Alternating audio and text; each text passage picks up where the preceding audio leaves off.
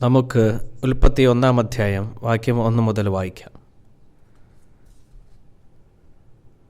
ആദിയിൽ ദൈവം ആകാശവും ഭൂമിയും സൃഷ്ടിച്ചു. ഭൂമി പാഴായും ശൂന്യമായും ഇരുന്നു. ആഴത്തിന്മീതെ ഇരുളുണ്ടായിരുന്നു. ദൈവത്തിൻ്റെ ആത്മാവ് വെള്ളത്തിന്മീതെ പരിവർത്തിച്ചു കൊണ്ടിരുന്നു. വെളിച്ചമുണ്ടാകട്ടെ എന്ന് ദൈവം കൽപ്പിച്ചു. വെളിച്ചമുണ്ടായി. വെളിച്ചം നല്ലതെന്ന് ദൈവം കണ്ടു. ദൈവം വെളിച്ചവും ഇരുളും തമ്മിൽ വേർപിരിച്ചു. ദൈവം വെളിച്ചത്തിന് പകലെന്നും ഇരുളിന് രാത്രി എന്ന് പേരിട്ടു. സന്ധ്യയെ ഉഷസ്സുമായി 1 ദിവസം. ദൈവം വെള്ളങ്ങളുടെ മധ്യേ ഒരു വിധാനമുണ്ടാകട്ടെ, അത് വെള്ളത്തിനും തമ്മിൽ വേർപിരിയാതിരിക്കട്ടെ എന്ന് കൽപ്പിച്ചു. വിധാനമുണ്ടാക്കിയിട്ട് ദൈവം വിധാനത്തിന് കീഴുള്ള വെള്ളവും വിധാനത്തിന് മീതുള്ള വെള്ളവും തമ്മിൽ വേർപിരിച്ചു. അങ്ങനെ സംഭവിച്ചു. ദൈവം വിധാനത്തിന് ആകാശം എന്ന് പേരിട്ടു. സന്ധ്യയെ ഉഷസ്സുമായി 2 ദിവസം. ദൈവം ആകാശത്തിന് കീഴുള്ള വെള്ളം ഒരു സ്ഥലത്ത് കൂടട്ടെ, ഉണങ്ങിയ നിലം കാണട്ടെ എന്ന് കൽപ്പിച്ചു. അങ്ങനെ സംഭവിച്ചു. ഉണങ്ങിയ നിലത്തിന് ദൈവം ഭൂമിയെന്നും വെള്ളത്തിൻ്റെ കൂട്ടത്തിന് സമുദ്രമെന്ന് പേരിട്ടു. നല്ലത് എന്ന് ദൈവം കണ്ടു.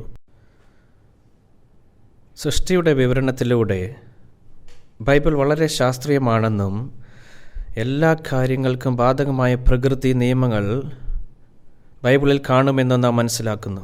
ഇന്ന് നാം വായിച്ച ഈ ഭാഗത്തിൽ വാക്യം 3 മുതൽ 5 വാക്യം വരെ നമുക്ക് ആദ്യ ദിവസമുണ്ട്.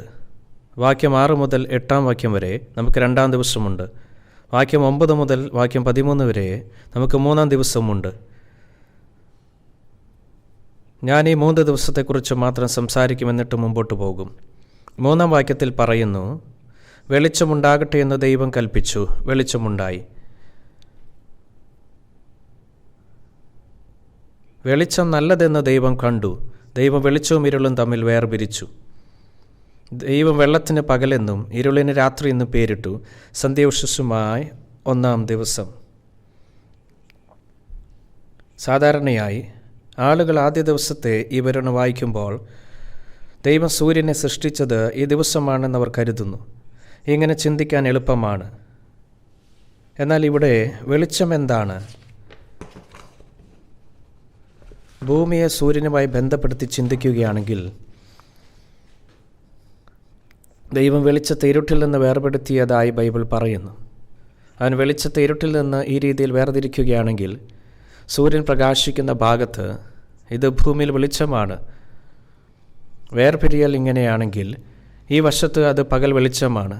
അങ്ങനെ വൈകുന്നേരവും പ്രഭാതവും ഉണ്ടായി. ഭൂമിയുടെ മറുവശത്ത് രാത്രിയാണ്. അങ്ങനെ ദൈവം വെളിച്ചത്തെ ഇരുട്ടിൽ നിന്ന് വേർപെടുത്തി. ദൈവം വെളിച്ചത്തെ പകലെന്നും ഇരുട്ടിനെ രാത്രിയെന്നും വിളിച്ചു. ബൈബിൾ പറയുന്നത് ഇതാണ്. വൈകുന്നേരവും പ്രഭാതവും ഉണ്ടായി. അപ്പോൾ ദൈവം ആദ്യ ദിവസം എന്താണ് ഉണ്ടാക്കിയത്? 1 ദിവസം പകലും രാത്രിയും വൈകുന്നേരവും പ്രഭാതവും ഉണ്ടായതായി ബൈബിൾ പറയുന്നു. അപ്പോൾ 6 വാക്യത്തിൽ നിന്ന് വായിച്ചാൽ ഇത് പറയുന്നു, ദൈവം വെള്ളങ്ങളുടെ മധ്യേ ഒരു വിധാനമുണ്ടാകട്ടെ, അത് വെള്ളത്തിനും തമ്മിൽ വേർപിരിവായിരിക്കട്ടെ എന്ന് കൽപ്പിച്ചു. വിധാനമുണ്ടാക്കിയിട്ട് ദൈവം വിധാനത്തിനുള്ള വെള്ളവും വിധാനത്തിന് മീതിയുള്ള വെള്ളവും തമ്മിൽ വേർപിരിച്ചു. അങ്ങനെ സംഭവിച്ചു. ദൈവം വിധാനത്തിന് ആകാശം എന്ന് പേരിട്ടു. ഈ വെള്ളം ഈ രീതിയിൽ ഭൂമിയെ പൂർണ്ണമായും വലയം ചെയ്തു. മഴ പെയ്യുമ്പോൾ മേഘങ്ങളിൽ നിന്നുള്ള വെള്ളം ഭൂമിയിലേക്ക് പതിക്കുന്നു. ദൈവം അരുളി ചെയ്തു, വെള്ളത്തിനടിയിൽ ഒരു വിധാനമുണ്ടാകട്ടെ. അവൻ പറഞ്ഞു, ഒഴിഞ്ഞ ഇടം ഉണ്ടാകട്ടെ. എങ്ങനെയാണ് ഈ വിധാനമുണ്ടായത്? ദയവായി ഇപ്പോൾ ശ്രദ്ധയോടെ കേൾക്കുക. മനുഷ്യൻ ഭൂമിയിൽ ജീവിക്കുന്നതിന് മുമ്പ്, ആദ്യം ശൂന്യമായ ഇടം ഉണ്ടാകുന്നതിന് മുമ്പ് ഭൂമിയുടെ ഉപരിതലം മുഴുവൻ ജലബാഷ്പത്താൽ മൂടപ്പെട്ടിരുന്നു. അപ്പോൾ ഉയർന്ന തലങ്ങളിലുള്ള മേഘങ്ങൾ മഴയായി പെയ്തില്ല. എന്നാൽ താഴെയുള്ള മേഘങ്ങളെല്ലാം മഴയായി ഭൂമിയിൽ പതിക്കുകയും ഭൂമിയെ മൂടുകയും ചെയ്തു. അവ കടലുകളായി. ഇതാണ് വിധാനം. വിധാനത്തിൻ്റെ താഴെയുള്ള ജലം കടലുകളും വിധാനത്തിൻ്റെ മുകളിലുള്ള ജലം മേഘങ്ങളുമാണ്. ഇതാണ് 2 ദിവസം സംഭവിച്ചത്. മഹാപ്രളയം വരെ ഈ സ്ഥിതി തുടർന്നതിനാൽ ഏകദേശം 1000 വർഷത്തോളം ആളുകൾക്ക് ജീവിക്കാൻ കഴിയുന്ന അന്തരീക്ഷമായിരുന്നു. മഹാപ്രളയത്തിന് മുമ്പ് ഭൂമി തന്നെ താരതമ്യേന ഊഷ്മളവും സ്ഥിരവുമായ താപനിലയിൽ തുടർന്നു. അക്കാലത്ത് അത്തരം മുതൽ അന്തരീക്ഷത്തിൽ മനുഷ്യന് വളരെ കാലം ജീവിക്കുവാൻ കഴിഞ്ഞു. മഹാപ്രളയ സമയത്ത് വിതാനത്തിൻ്റെ മുകളിലുള്ള ഈ മേഘങ്ങളെല്ലാം മഴയായി നിലത്തു വീണു. ഈ മേഘങ്ങളില്ലാതെയായി. സൂര്യനിൽ നിന്നുള്ള കിരണങ്ങൾ നേരിട്ട് മനുഷ്യനിൽ പതിച്ചു. അങ്ങനെ മനുഷ്യൻ്റെ ആയുസ് കുറയാൻ തുടങ്ങി. എന്നാൽ ഇപ്പോൾ മനുഷ്യൻ 70 ആണെങ്കിൽ 80 വർഷം മാത്രമേ ജീവിക്കുവാൻ കഴിയൂ. ആദ്യം ഭൂമിയുടെ ഉപരിതലം പൂർണ്ണമായും വെള്ളത്താൽ മൂടപ്പെട്ടിരുന്നു. നിലം കാണാനില്ലായിരുന്നു. പിന്നെ 3-ാം ദിവസം ഉണങ്ങിയ നിലം പ്രത്യക്ഷപ്പെട്ടു. വാക്യം 9. ദൈവം ആകാശത്തിന് കീഴിലുള്ള വെള്ളം ഒരു സ്ഥലത്ത് കൂടട്ടെ, ഉണങ്ങിയ നിലം കാണട്ടെ എന്ന് കൽപ്പിച്ചു. അങ്ങനെ സംഭവിച്ചു. ഉണങ്ങിയ നിലത്തിന് ദൈവം ഭൂമിയെന്നും വെള്ളത്തിൻ്റെ കൂട്ടത്തിന് സമുദ്രം എന്ന് പേരിട്ടു. അപ്പോൾ എന്താണ് ഇവിടെ സംഭവിച്ചത്? ലാവ ഭൂമിക്കുള്ളിൽ തിളച്ചു മറിയുകയായിരുന്നു. ഈ തിളയ്ക്കുന്ന ലാവ ജലത്തിൻ്റെ പാളിയിലൂടെ പൊട്ടിത്തെറിച്ചു. അങ്ങനെ പർവ്വതനിരകളും വിശാലമായ സമതലങ്ങളും ഉണ്ടായി. വെള്ളം ഒരുമിച്ച് കൂടി കടലായി. അങ്ങനെ ഉണങ്ങിയ നിലവും രൂപപ്പെട്ടു. ഇതിവിടെ വ്യക്തമായി പറയുന്നില്ലേ? ആകാശത്തിന് കീഴുള്ള വെള്ളം ഒരിടത്ത് കൂടട്ടെ, ഉണങ്ങിയ നിലം കാണട്ടെ. അങ്ങനെ ഉണങ്ങിയ നിലം വെള്ളത്തിൽ നിന്ന് പൊങ്ങി. ഭൂമി രൂപപ്പെട്ടതും ഉണങ്ങിയ നിലമുണ്ടായതും ഈ പ്രക്രിയയാണ്. ഇനി നമുക്ക് ബൈബിളിലെ മറ്റൊരു ഭാഗത്തേക്ക് തിരിക്കാം. ഇയ്യോബ് അധ്യായം 38. ഇയ്യോബ് അധ്യായം 38. ഇത് പഴയ നിയമത്തിലാണ്. ഇയ്യോബ് അധ്യായം 38. ഇയ്യോബ് അധ്യായം 38 4-5 നമുക്ക് വായിക്കാം. ഞാൻ ഭൂമിക്ക് അടിസ്ഥാനം വിട്ടപ്പോൾ നീ എവിടെയായിരുന്നു?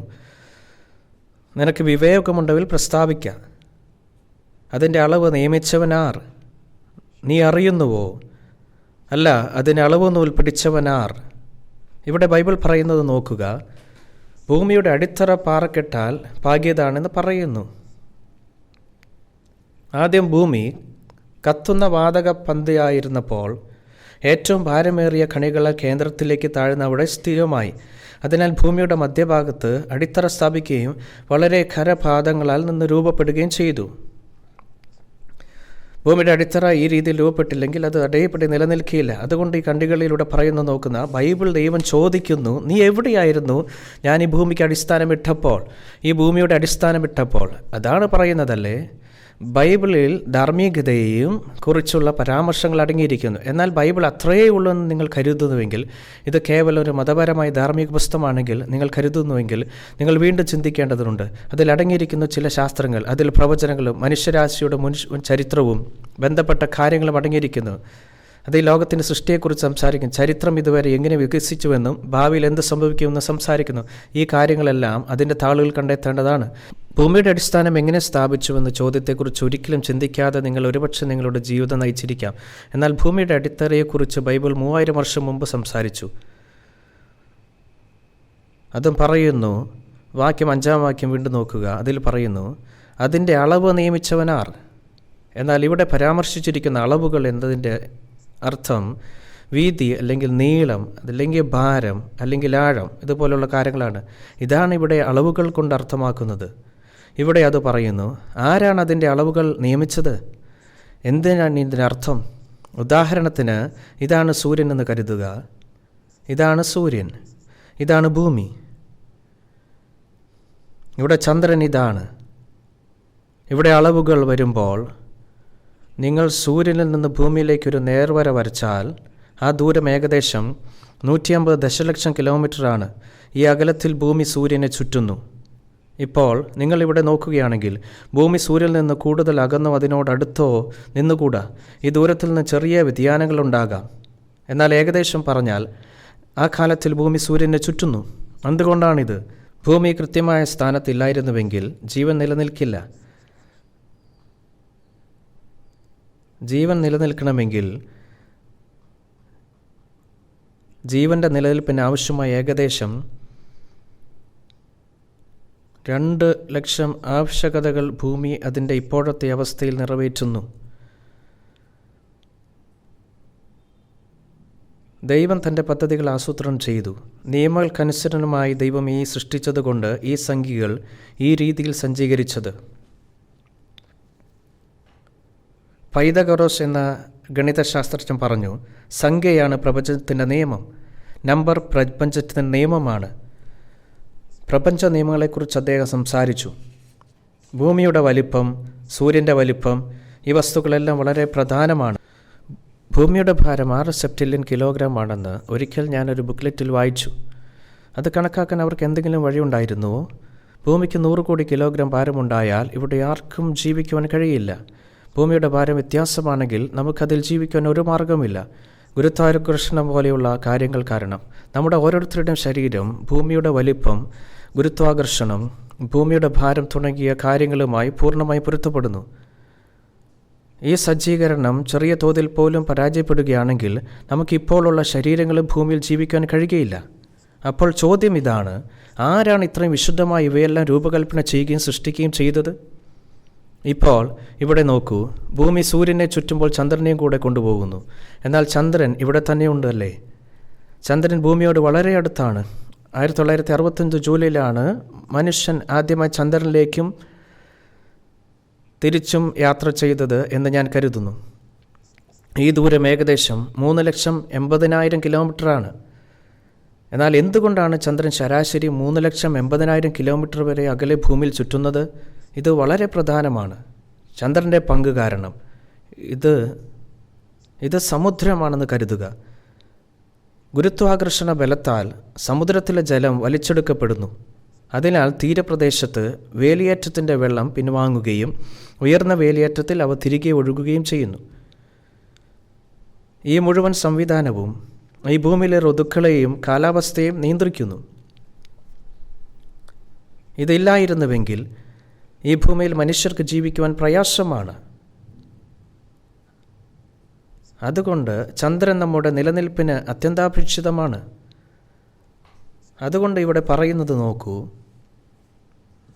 അതിൻ്റെ അളവ് നിയമിച്ചവനാർ? ദൂരങ്ങളും വലുപ്പങ്ങളും മറ്റ് വിശദാംശങ്ങളും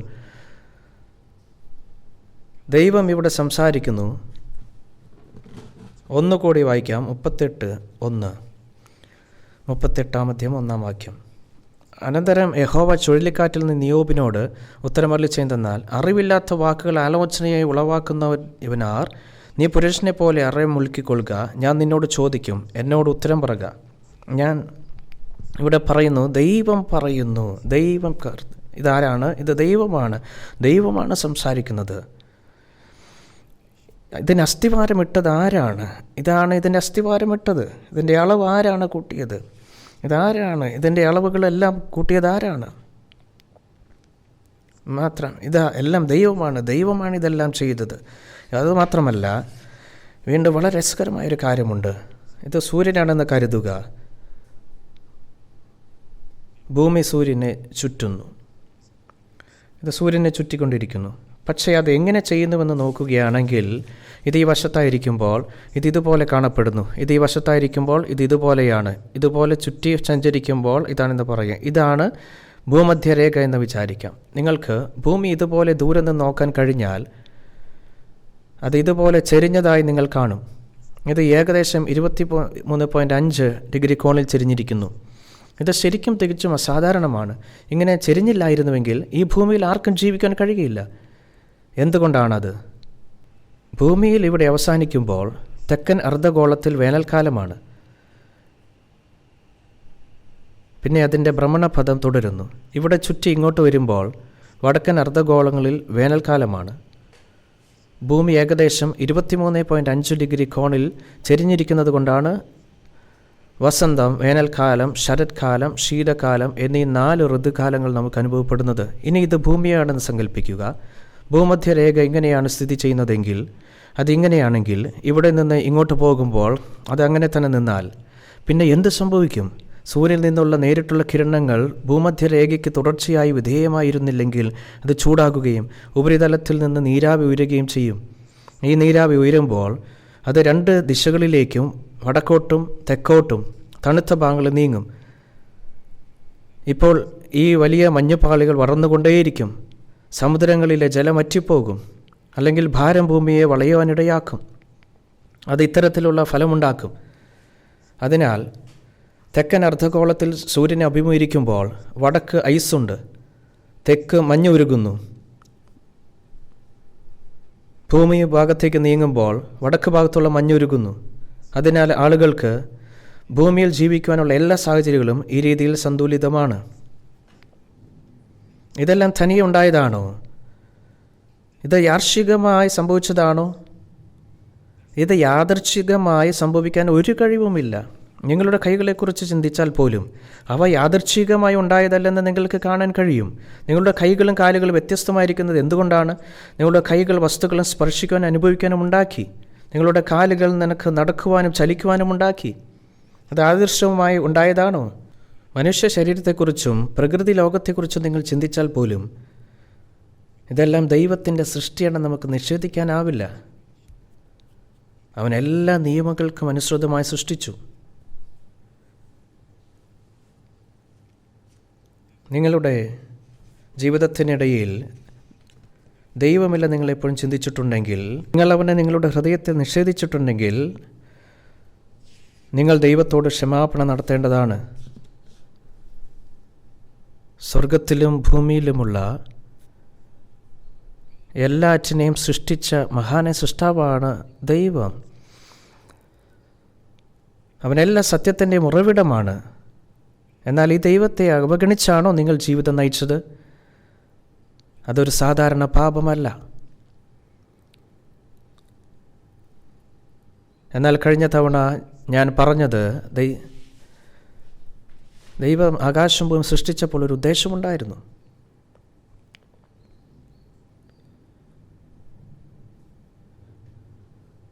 ഈ ലൈൻ നമ്മൾ ഇപ്പോൾ ജീവിക്കുന്ന ലോകത്തെ പ്രതിനിധീകരിക്കുന്നു.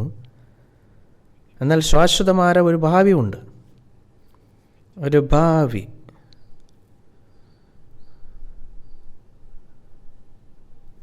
ഇത് ശാശ്വതകാലമായ ഭൂതകാലമാണ്.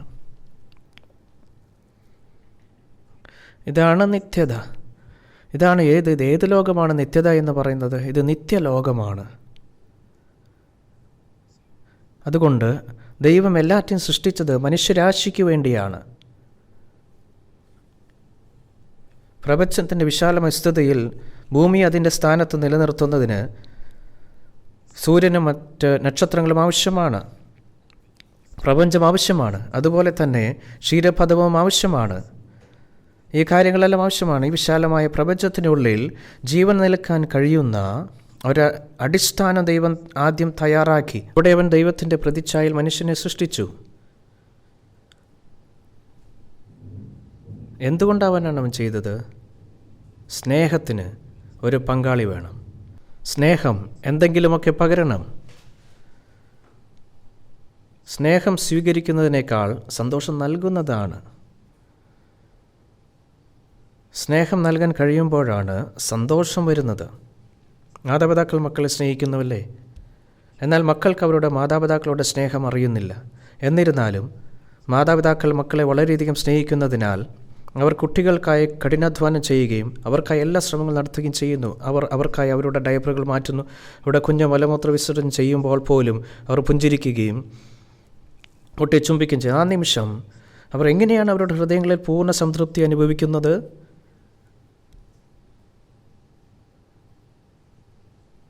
എന്തുകൊണ്ടാണ് ദൈവം മനുഷ്യനെ സൃഷ്ടിച്ചത്? കാരണം ദൈവം സ്നേഹത്താൽ നിറഞ്ഞിരിക്കുന്നു. അതിനാൽ അവൻ്റെ ഹൃദയം നിറഞ്ഞ സ്നേഹം പകരാൻ അവനൊരു സ്വീകർത്താവിനെ ആവശ്യമായിരുന്നു. അതുകൊണ്ടാണ് ദൈവം തൻ്റെ സ്വരൂപത്തിൽ മനുഷ്യനെ സൃഷ്ടിച്ചത്. കഴിഞ്ഞ തവണ വെളിപ്പാട് പുസ്തകം 21-ാം അധ്യായത്തിൽ നമുക്ക് വായിച്ചു. നമുക്ക് വീണ്ടും ഒരിക്കൽ കൂടെ വായിക്കാം.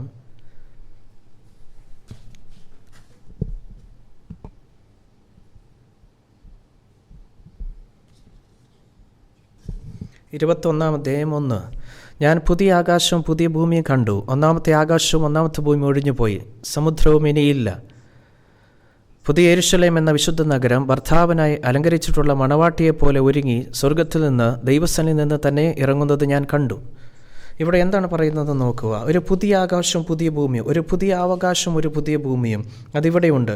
ചരിത്രം അതിൻ്റെ ഇന്നത്തെ ഗതിയിൽ തുടർന്ന് ഒരു പുതിയ ആകാശവും പുതിയ ഭൂമിയും ഉണ്ടാകും. ഭർത്താവിന് മനോഹരമായി അണിയിച്ചൊരുക്കിയ മണവാട്ടിയെപ്പോലെ ഒരുക്കുമെന്നാണ് ഇവിടെ പറയുന്നത്. മറ്റൊരു വിധത്തിൽ പറഞ്ഞാൽ അത് തികഞ്ഞ സ്നേഹത്തിൻ്റെ വാസസ്ഥലമായിരിക്കും. തികഞ്ഞ സ്നേഹത്തിൻ്റെ വാസസ്ഥലം. വാക്യം 3 നോക്കുക. സിംഹാസനത്തിൽ നിന്ന് ഒരു മഹാശബ്ദം പറയുന്നത് ഞാൻ കേട്ടത്, ഇതാ മനുഷ്യരോടുകൂടെ ദൈവത്തിൻ്റെ കൂടാരം. ദൈവത്തിൻ്റെ കൂടാരം ഇതാ ദൈവത്തോട് കൂടെ ഇരിക്കുന്നു. അവൻ അവരോട് കൂടെ വസിക്കും. അവർ അവൻ്റെ ജനമായിരിക്കും. ദൈവം താൻ അവരുടെ ദൈവമായി അവരോട് കൂടെ ഇരിക്കും. അവൻ അവരുടെ ദൈവമായിരിക്കും. അവരുടെ കണ്ണിൽ നിന്ന് കണ്ണുനീരെല്ലാം തുടച്ചു കളയും. ഇനി മരണമുണ്ടാകുകയില്ല. ദുഃഖവും മുറവിളിയും കഷ്ടതയും ഇനി ഉണ്ടാകുകയില്ല. അല്ലെങ്കിൽ കരച്ചിലുണ്ടാകുകയില്ല. ഇനി ഒരു കരച്ചിലുമില്ല. ഇനി ഒരു നാളും ഒരു മരണം സംഭവിച്ചാലും കരയുകയില്ല. അല്ലെങ്കിൽ കരച്ചിൽ, അല്ലെങ്കിൽ വേദന. കാരണം പഴയ ക്രമം കടന്നുപോയി. ഇവിടെ പറയുന്നത് നോക്കൂ. ദൈവവും മനുഷ്യനും ഒരുമിച്ച് വസിക്കുന്ന സ്നേഹത്തിൻ്റെ ഒരു സമ്പൂർണ്ണ ലോകത്തെക്കുറിച്ചാണ് ഇത് സംസാരിക്കുന്നത്. വെറുപ്പും യുദ്ധവുമില്ല, രോഗവുമില്ല, മരണമില്ല, ദൗർഭാഗ്യമില്ലാത്ത ഒരു തികഞ്ഞ ആദർശ ലോകം. ഇതിനെക്കുറിച്ച് ചിന്തിക്കുക. ഇതൊന്ന് ചിന്തിക്കുക. അങ്ങനെ ഒരു ലോകം ഉണ്ടാക്കിയില്ലെങ്കിൽ ദൈവം ദൈവമാകില്ല. ഇന്ന് ജീവിച്ചിരിക്കുന്നവരെക്കുറിച്ച് ചിന്തിക്കുക. അവർ രോഗികളാകുന്നു, അവർ തളർന്ന് വിഷമിക്കുന്നു, അവർ വഴി നടക്കുന്നു, വിഷമിക്കുന്നു. ദൈവം ഉദ്ദേശിച്ച സൃഷ്ടിയിൽ ഇതെല്ലാം ഉണ്ടെങ്കിൽ, അതിൽ കൂടുതലൊന്നുമില്ലെങ്കിൽ നമുക്ക് ദൈവത്തിൽ വിശ്വസിക്കേണ്ട ആവശ്യമില്ല. ദൈവം ഒരു കാരണവുമില്ലാതെ മനുഷ്യനെ സൃഷ്ടിച്ചു നമ്മെ കഷ്ടപ്പെടുത്തുവാനും വിഷമിപ്പിക്കാനും ദുഃഖിപ്പിക്കാനും രോഗികളാക്കുവാനും മരിക്കാനും ഇടയാക്കിയെങ്കിൽ, ദൈവം അങ്ങനെയാണെങ്കിൽ നാം എന്തിനവനിൽ വിശ്വസിക്കണം? അത് തീർച്ചയായും അങ്ങനെയല്ല. നിങ്ങൾ മനസ്സിലാക്കേണ്ട ഒരു കാര്യം, ദൈവത്തിൻ്റെ സൃഷ്ടി ഇപ്പോഴും പുരോഗമിക്കുകയാണ്. ഇപ്പോൾ പോലും കുഞ്ഞുങ്ങൾ ജനിക്കുന്നു. അതാണ് സൃഷ്ടി. ഇപ്പോഴും നക്ഷത്രങ്ങൾ രൂപം കൊള്ളുന്നു. അതിൻ്റെ സൃഷ്ടി അവസാനിച്ചിട്ടില്ല. ദൈവത്തിൻ്റെ സൃഷ്ടി അവസാനിച്ചിട്ടില്ല. എന്നെങ്കിലും ഒരു ദിവസം സ്നേഹത്തിൻ്റെ തികഞ്ഞ ലോകം പൂർത്തിയാകും. അത് പൂർത്തിയാകും. ഒരു വ്യക്തി ചരിത്രത്തിൽ വീണ്ടും ജനിക്കുമ്പോൾ അവൻ ദൈവസ്നേഹം തിരിച്ചറിയുന്നു. ഇപ്പോൾ നമ്മൾ ഈ ഭൗതിക ശരീരങ്ങൾ ജീവിക്കുന്നു, എന്നാൽ ഇത് യഥാർത്ഥത്തിൽ ജീവിക്കുന്നില്ല. നിങ്ങളുടെ ശരീരത്തിനുള്ളിലെ ആത്മാവ് പരിശുദ്ധാത്മാവിലൂടെ വീണ്ടും ജനിക്കുമ്പോൾ ആ നിമിഷം നിങ്ങൾ ദൈവസ്നേഹത്തെ അറിയുന്നു. ഇതൊരു സിദ്ധാന്തം മാത്രമല്ല. ദൈവത്തിൻ്റെ സ്നേഹം എന്താണെന്ന് നിങ്ങൾക്കറിയാമോ? ആളുകൾ അതിനെ അഗപ്പ എന്ന് വിളിക്കുന്നു. എന്നാൽ അത്തരം സിദ്ധാന്തങ്ങൾ പഠിക്കുന്നത് ഉപയോഗശൂന്യമാണ്. ഒരു ദിവസം നിങ്ങൾ ദൈവസ്നേഹം തിരിച്ചറിയുകയും ദൈവമകനാകുകയും ചെയ്താൽ ദൈവസ്നേഹം നിങ്ങൾ അറിയും. അത് സംഭവിക്കുമ്പോൾ സ്നേഹത്തിൻ്റെ ഈ ശാശ്വത ലോകത്തേക്ക് പോകാൻ നിങ്ങൾക്ക് തയ്യാറാകും. അതിനാൽ ഈ കാലഘട്ടത്തിൽ ചരിത്രത്തിൻ്റെ ഈ ഗതി അവസാനിക്കുമ്പോൾ സ്നേഹത്തിൻ്റെ ശാശ്വത ലോകം ആരംഭിക്കും. ഈ ലോകത്തിൽ എല്ലാവരും വീണ്ടും ജനിച്ച് ദൈവജനത്തിൽ ഒരാളായി മാറുകയില്ല. ഈ ലോകത്തിലെ അനേകം ആളുകളിൽ നിന്ന് ഈ സത്യം തിരിച്ചറിയുന്നവർ മാത്രമാണ് പരിശുദ്ധാത്മാവിലൂടെ വീണ്ടും ജനിക്കുന്നത്. പരിശുദ്ധാത്മാവിലൂടെ ഇങ്ങനെ വീണ്ടും ജനിച്ചവരുടെ എണ്ണം അതിൻ്റെ പരിധിയിലെത്തുമ്പോൾ ഈ ലോകത്തിൽ രക്ഷാപ്രവർത്തനം അവസാനിക്കും. ഈ ലോകത്തിൻ്റെ ചരിത്രം അവസാനിക്കും. അപ്പോൾ ഈ ലോകത്തിലെ ചരിത്രത്തിൻ്റെ ഗതാഗതി അർത്ഥമെന്താണ്? ശാശ്വത ലോകത്തിലേക്ക് പ്രവേശിക്കാൻ ആളുകൾ തയ്യാറാക്കുന്ന പ്രക്രിയയാണിത്. നമുക്ക് യോഹന്നാൻ സുവിശേഷം 12-ാം അധ്യായത്തിലേക്ക് തിരിക്കാം. യോഹന്നാൻ സുവിശേഷം 12-ാം അധ്യായം 12-ാം അധ്യായം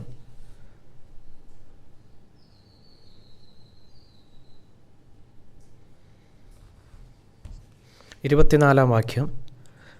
യോഹന്നാൻ സുവിശേഷം 12-ാം അധ്യായം 24-ാം വാക്യം. ആമേൻ, ആമേൻ, ഞാൻ നിങ്ങളോട് പറയുന്നു, ഗോതമ്പ് മണി നിലത്ത് വീണ് ചാകുന്നില്ല എങ്കിൽ അത് തനിയെയിരിക്കും. ചത്തുവെങ്കിലോ വളരെ വിളവുണ്ടാകും.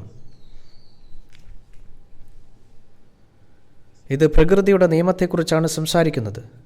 ഇവിടെ നോക്കൂ.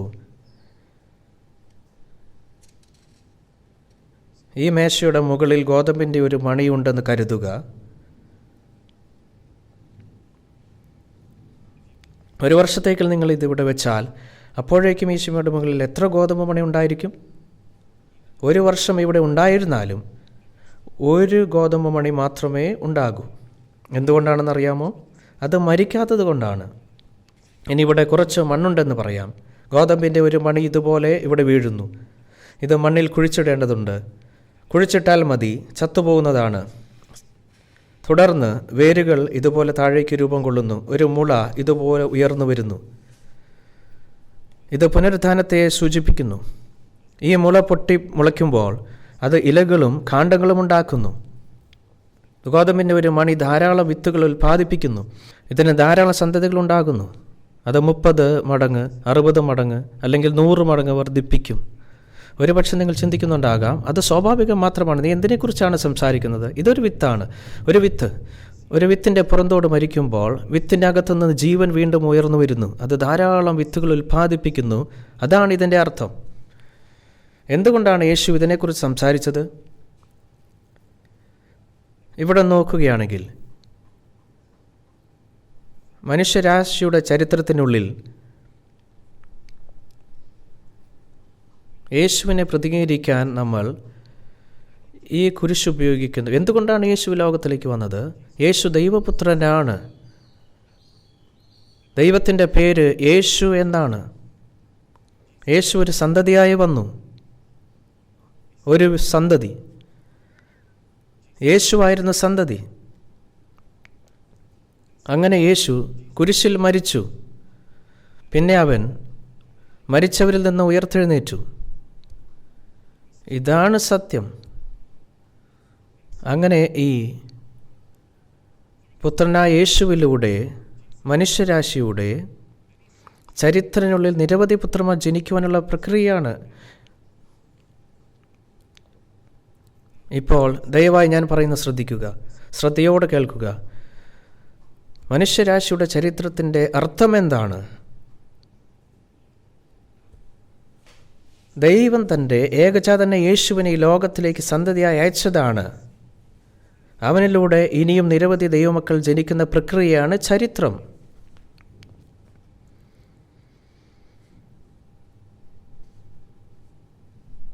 ദൈവം തൻ്റെ ഏകജാതനെ യേശുവിനെ വിത്തായി ലോകത്തിലേക്ക് അയച്ചു. അവനിലൂടെ ഇനിയും നിരവധി ദൈവമക്കൾ ജനിക്കുന്ന പ്രക്രിയയാണ് മനുഷ്യരാശിയുടെ ചരിത്രം.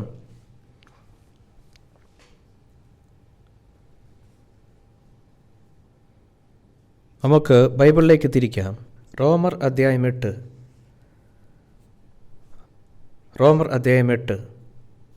റോമർ അധ്യായം 8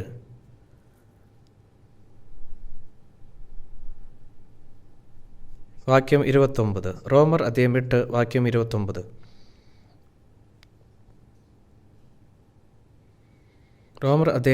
വാക്യം 29.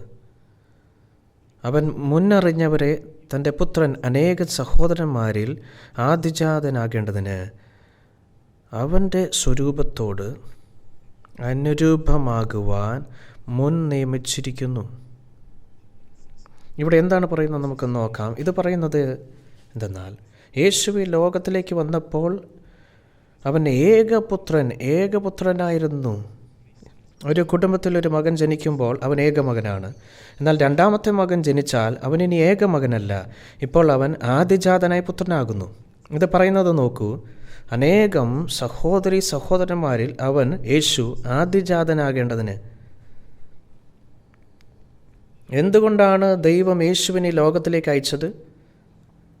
ആദ്യം അവൻ ഏകപുത്രനായി അയക്കപ്പെട്ടു. എന്നാൽ അനേകം ഇളയ സഹോദരിമാരും യേശുവിലൂടെ ജനിച്ചാൽ അവൻ ആദ്യജാതനാകും. അപ്പോൾ മനുഷ്യരാശിയുടെ ചരിത്രത്തിന് പിന്നിൽ അർത്ഥം എന്താണ്?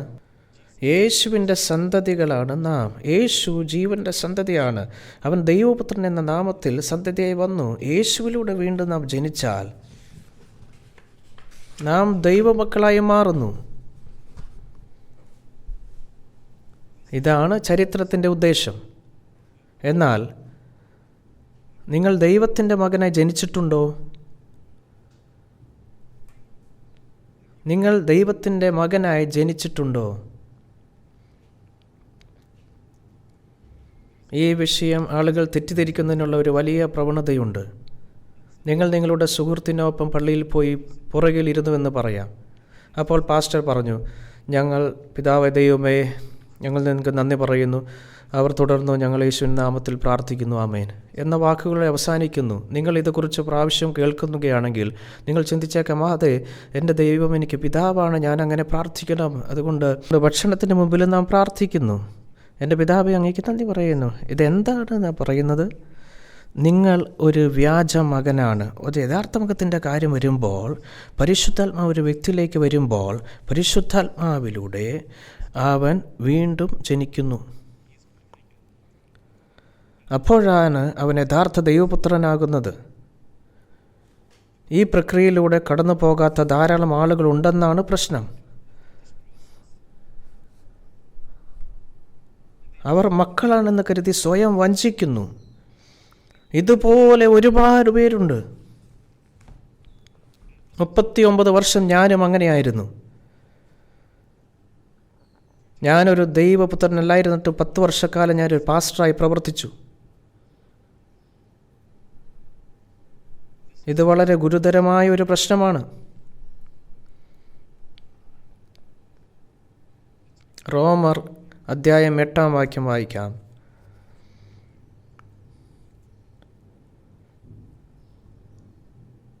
വാക്യം 9. റോമർ അധ്യായം 8 വാക്യം 9.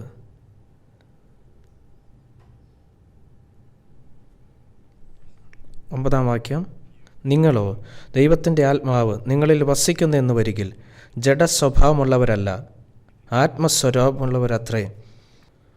എനിക്ക് ശേഷം ഇത് ആവർത്തിക്കുക. ക്രിസ്തുവിൻ്റെ ആത്മാവില്ലാത്തവൻ അവൻ ഉള്ളവനല്ല.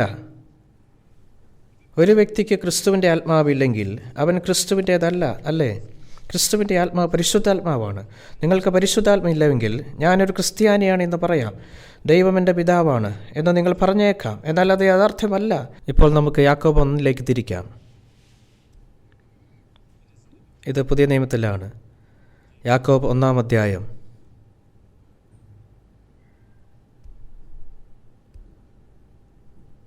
ഇതിൻ്റെ 18 വാക്യം. യാക്കോബ് 1:18 വാക്യം. നാം അവൻ്റെ സൃഷ്ടികളിൽ ഒരുവിധം ആദ്യഫലമാകേണ്ടതിന് അവൻ തൻ്റെ ഇഷ്ടം ഹേതുവായി സത്യത്തിൻ്റെ വചനത്താൽ നമ്മെ ജനിപ്പിച്ചുമിരിക്കുന്നു.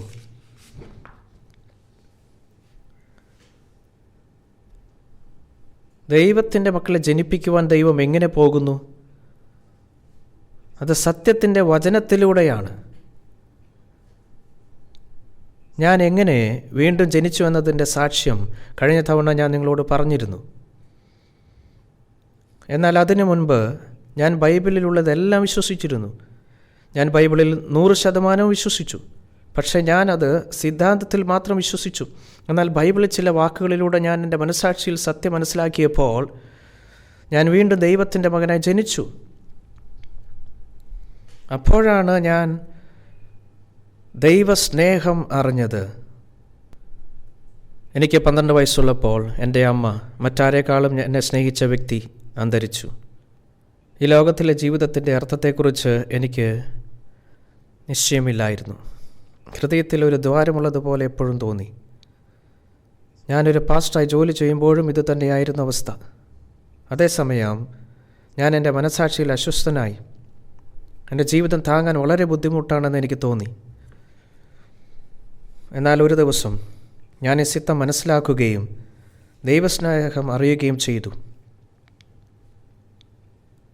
അന്നേ ദിവസം അമ്മയെക്കുറിച്ചുള്ള അനുഗ്രഹം എൻ്റെ മനസ്സിൽ മാഞ്ഞു.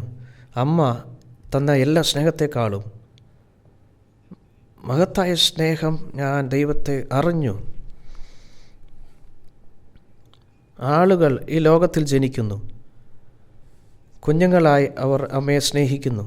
അവർ അല്പം പ്രായമാകുമ്പോൾ അവർ അവരുടെ സുഹൃത്തുക്കളെ സ്നേഹിക്കുന്നു. അവർ ഇപ്പോഴും പ്രായമാകുമ്പോൾ അവർ എതിർലിംഗങ്ങളിൽപ്പെട്ട ഒരാളെ സ്നേഹിക്കുന്നു. പ്രണയിച്ച് വിവാഹം കഴിക്കുമ്പോൾ അവരുടെ പ്രണയം കുട്ടികളുടെ രൂപത്തിൽ അയക്കുന്നു. അങ്ങനെയെങ്കിൽ അവർക്ക് പൂർണ്ണമായ സംതൃപ്തി അനുഭവപ്പെടുന്നില്ല. അവർ ക്ഷീണിക്കുന്നു, അവരുടെ സ്നേഹം മാറുന്നു. എന്നാൽ ഇതിലും ഉയർന്ന തലത്തിലുള്ള ഒരു തികഞ്ഞ സ്നേഹമുണ്ട്. നിങ്ങൾ ദൈവസ്നേഹം തിരിച്ചറിയുകയാണെങ്കിൽ അത് ശാശ്വതമാണ്.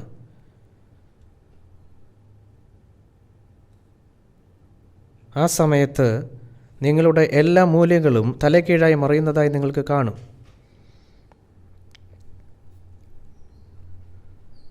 അതിനാൽ മനുഷ്യർ ഈ ഭൂമിയിൽ ജീവിക്കുന്നത്, എനിക്ക് ശേഷം ആവർത്തിക്കുക, നിങ്ങൾ സത്യം അറിയുകയും സത്യം നിങ്ങളെ സ്വതന്ത്രരാക്കുകയും ചെയ്യും. ഈ ഒരു സത്യം നിങ്ങൾ തിരിച്ചറിഞ്ഞു കഴിഞ്ഞാൽ സ്വാതന്ത്ര്യം നിങ്ങളുടെ ഹൃദയത്തിലേക്കും മനസാക്ഷിയിലേക്കും വരുന്നു. സന്തോഷം നിങ്ങളുടെ ഹൃദയത്തിലേക്ക് വരുന്നു. ഞാൻ ശരിക്കും അത്ഭുതപ്പെട്ടു പോയി. ഈ സത്യം ഒരിക്കലും അറിയാതെ ഞാൻ എൻ്റെ ജീവിതകാലം മുഴുവൻ ജീവിച്ചിരുന്നുവെങ്കിൽ എനിക്ക് എന്ത് സംഭവിക്കുമായിരുന്നു? ഈ ഒരു സത്യം അറിഞ്ഞപ്പോൾ ഞാൻ സംശയിച്ചു പോയി, എന്നേക്കാൾ സന്തോഷവാനായിരുന്ന ആരെങ്കിലും ഈ ലോകത്തിലുണ്ടായിരുന്നോ?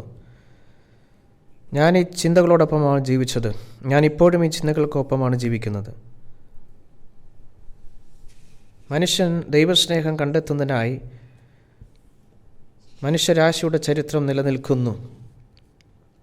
ഒരു വ്യക്തി ദൈവത്തിൻ്റെ മകനായി ജനിക്കുമ്പോൾ അതാണ് സംഭവിക്കുന്നത്. മരണമില്ലാത്ത ദുഃഖമോ രോഗമോ പട്ടിണിയോ യുദ്ധമോ സ്നേഹത്തിൻ്റെ ഈ പൂർണ്ണമായ ശാശ്വത ലോകം ദൈവം സൃഷ്ടിക്കുകയുണ്ടായിരുന്നു. അവനെ സമ്പൂർണ്ണ ലോകം സൃഷ്ടിക്കേണ്ടതായോ, മനുഷ്യനെ പരിപൂർണനാക്കേണ്ടതായിരുന്നു. അതാണ് അവനെ ദൈവമാക്കുന്നത്. നിങ്ങളതിനെ കരുതുന്നില്ലേ? ഇനി നമുക്ക് ഉൽപ്പത്തി 1-ാം അധ്യായത്തിലേക്ക് മടങ്ങാം.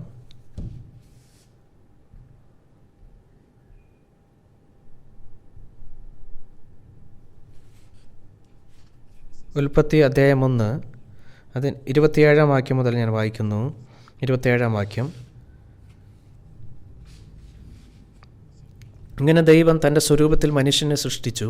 ദൈവത്തിൻ്റെ സ്വരൂപത്തിൽ അവനെ സൃഷ്ടിച്ചു, ആണും പെണ്ണുമായവരെ സൃഷ്ടിച്ചു. ദൈവം അവരെ അനുഗ്രഹിച്ചു. നിങ്ങൾ സന്താനപുഷ്ടിയുള്ളവരായി പെരുകി ഭൂമിയിൽ നിറഞ്ഞ് അതിനെ അടക്കി സമുദ്രത്തിലെ മത്സ്യത്തിന്മേലും ആകാശത്തിലെ പർവ്വജാതിന്മേലും സകല ഭൂചര ജന്തുവിന്മേലും വാഴുവിൻ എന്നവരോട് കൽപ്പിച്ചു.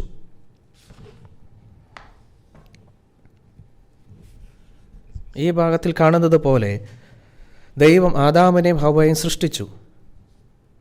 അവൻ അവർക്ക് പ്രത്യേക അവകാശങ്ങൾ നൽകി. ദൈവം സൃഷ്ടിച്ച ഈ ലോകത്തെ ഭരിക്കാൻ അവൻ അവർക്ക് അധികാരം നൽകി. ഭൂമിയെ ഭരിക്കാനും അതിനെ കീഴടക്കാനും അവൻ അവർക്ക് അധികാരം നൽകി. ഈ ലോകത്തെ ഭരിക്കാനുള്ള പരമാധികാരം അവൻ അവർക്ക് നൽകി. അതിനാൽ മനുഷ്യൻ ദൈവത്തിൻ്റെ സ്വരൂപത്തിൽ സൃഷ്ടിക്കപ്പെട്ടു. ദൈവത്തിൻ്റെ പ്രതിനിധി എന്ന നിലയിൽ ദൈവം സൃഷ്ടിച്ച ലോകത്തെ ഭരിക്കാനുള്ള അവകാശം അവന് ലഭിച്ചു.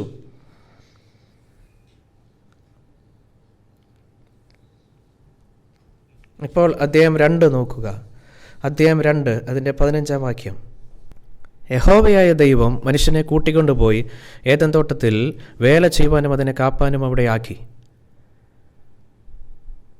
യഹോവയായ ദൈവം മനുഷ്യനോട് കൽപ്പിച്ചതെന്തെന്നാൽ, തോട്ടത്തിലെ സകല വൃക്ഷങ്ങളുടെയും ഫലം നിനക്ക് ഇഷ്ടം പോലെ തിന്നാം, എന്നാൽ നന്മ തിന്മകളെക്കുറിച്ചുള്ള അറിവിൻ്റെ വൃക്ഷത്തിൻ്റെ ഫലം തിന്നരുത്. തിന്നുന്ന നാളിൽ നീ മരിക്കും. ഇനി ഇതൊന്ന് നോക്കൂ. ഇവിടെ വളരെ വിചിത്രമായ ഒരു കാര്യം പറയുന്നു. 15-ാം വാക്യത്തിൽ ദൈവം ഏദൻ തോട്ടത്തിൽ വേല ചെയ്യുവാനും അതിനെ കാപ്പാനും അവിടെയാക്കി എന്ന് പറയുന്നു. ഇക്കാലത്ത് ആദാമും ഹവ്വയും മാത്രമേ അവിടെ ഉണ്ടായിരുന്നുള്ളൂ. ഈ രണ്ടുപേരും എന്തിനാണ് അവർ അത് പരിപാലിക്കേണ്ടത്? പരിപാലിക്കേണ്ട ആവശ്യമില്ലായിരുന്നു അല്ലേ? അവർ അത് അതേപടി വിട്ടാൽ മതിയായിരുന്നുവല്ലോ. പിന്നെ എന്തിനാണ് ദൈവം അത് പരിപാലിക്കാൻ പറഞ്ഞത്? അതിനെ കാക്കുക എന്ന വാക്കുകളിൽ എന്തോ സൂചിപ്പിച്ചിരിക്കുന്നു. ദൈവമുണ്ടാക്കിയ ലോകത്തെ ആക്രമിക്കാൻ ഉദ്ദേശിച്ചുള്ള എന്തെങ്കിലും ഇതിനകം നിലവിലുണ്ട് എന്നാണ് ഇതിൻ്റെ അർത്ഥം. ഈ അസ്തിത്വം സാത്താനായിരുന്നു. പിശാച് ഇതിനകം നിലവിലുണ്ടായിരുന്നു. ദൈവം സൃഷ്ടിച്ച ഈ ലോകത്തെ ആക്രമിക്കാനും അതിനെ എടുത്തു മാറ്റാനും പിശാച് ആഗ്രഹിക്കുന്നുവെന്ന് ദൈവത്തിന് അറിയാമായിരുന്നു. അതുകൊണ്ടാണ് ദൈവം ആദാമിനോട് അതിനെ ഭരിക്കാനും പരിപാലിക്കാനും പറഞ്ഞത്. എന്നാൽ അത് ആദാം പരിപാലിക്കണമെങ്കിൽ ദൈവം പറഞ്ഞ ഒരു കാര്യം അവൻ അനുസരിക്കണമായിരുന്നു. ദൈവം പറഞ്ഞു, എന്നാൽ നന്മ തിന്മകളെക്കുറിച്ചുള്ള അറിവിൻ്റെ വൃക്ഷത്തിൻ്റെ ഫലം തിന്നരുത്. മറ്റൊരു വിധത്തിൽ പറഞ്ഞാൽ നന്മ തിന്മകളെക്കുറിച്ചുള്ള അറിവിൻ്റെ വൃക്ഷത്തിൻ്റെ ഫലം തിന്നരുതെന്ന് അവനോട് പറഞ്ഞു. എന്നാൽ സാത്താൻ എങ്ങനെയാണ് ഉണ്ടായത്? മനുഷ്യനെ ആക്രമിക്കുന്ന ഈ സൃഷ്ടി എങ്ങനെയാണ് ഉണ്ടായത്? മുന്നോട്ട് പോകുന്നതിന് മുമ്പ് ഇതിനെക്കുറിച്ച് നമുക്ക് വായിക്കാം. പഴയ നിയമത്തിൽ യെശയ്യാ 14 അധ്യായം. ഇത് യെശയ്യാ 14 അധ്യായം.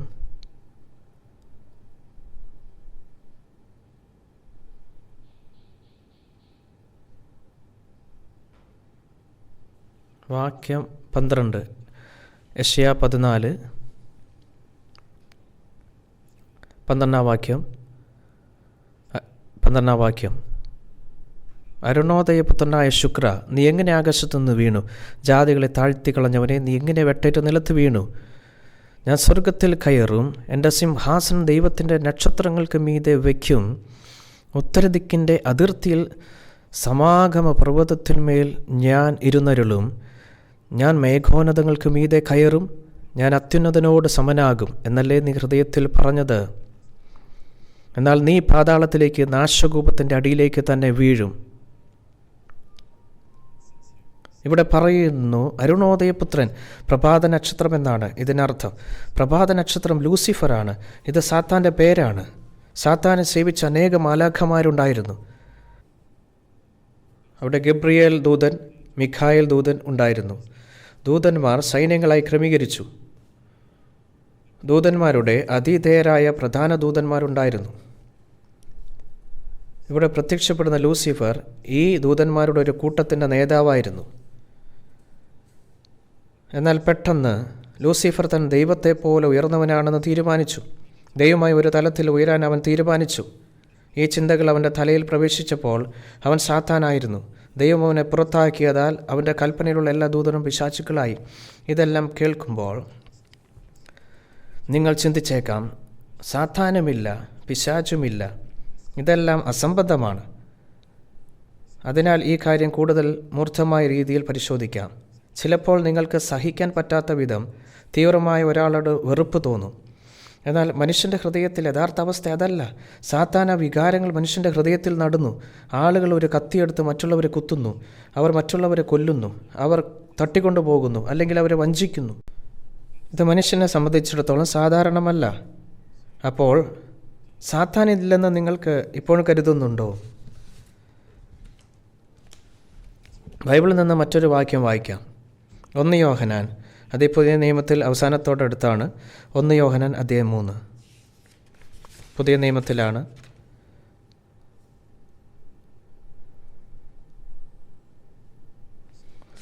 യോഹന്നാൻ 3:8 വാക്യം. 1 യോഹന്നാൻ 3:8 വാക്യം. ദയവായി എനിക്ക് ശേഷം ആവർത്തിക്കുക. പാപം ചെയ്യുന്നവൻ പിശാചിൻ്റെ മകനാകുന്നു. നിങ്ങൾ നോക്കുക, പാപം കൊലപാതകമോ മോഷണമോ മാത്രമല്ല.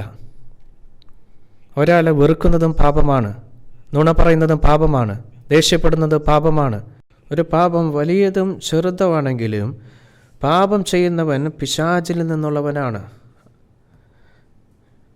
ഇതാണ് ബൈബിൾ പറയുന്നത്. പിശാചില്ലെന്ന് നിങ്ങൾ ഇപ്പോഴും കരുതുന്നുണ്ടോ? പിശാചൊരു ദുരാത്മാവാണ്, ഒരാത്മാവ്. ദൈവം മനുഷ്യനെ സൃഷ്ടിച്ചപ്പോൾ ആദാമിനും ഹവ്വയ്ക്കും പാപമില്ലായിരുന്നു. അവർക്ക് നന്മയും തിന്മയും തിരിച്ചറിയുവാൻ കഴിഞ്ഞിരുന്നില്ല. ഇത് എങ്ങനെയാണ് സംഭവിച്ചത്? മനുഷ്യർ തിന്മ കൊണ്ട് നിറഞ്ഞിരിക്കുന്നു. മറ്റുള്ളവരോട് പക കൊണ്ട് നടക്കുന്നു. മറ്റുള്ളവരെ ദുഷിക്കുന്നു. മനുഷ്യൻ പിശാചിനെ സ്വന്തമാകുവാൻ തുടങ്ങി. അതുകൊണ്ട് പാപമെന്ന് പറയുന്നത് വളരെ പ്രധാനപ്പെട്ട വിഷയമാണ്. ഈ വിധിയെ നിങ്ങൾ ജയിക്കണം.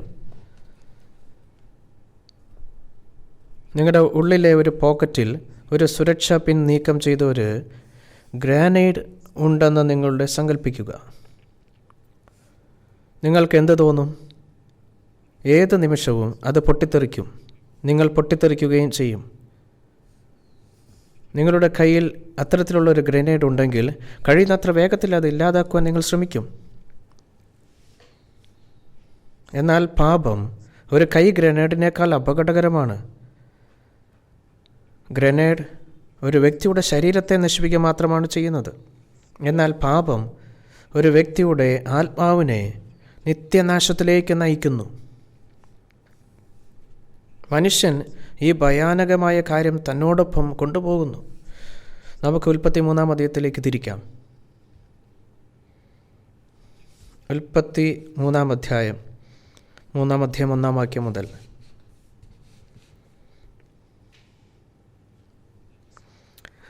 യഹോവയെ ദൈവമുണ്ടാക്കിയ എല്ലാ കാട്ടുജന്തുക്കളെക്കാളും പാമ്പ് കൗശലമേറിയതായിരുന്നു.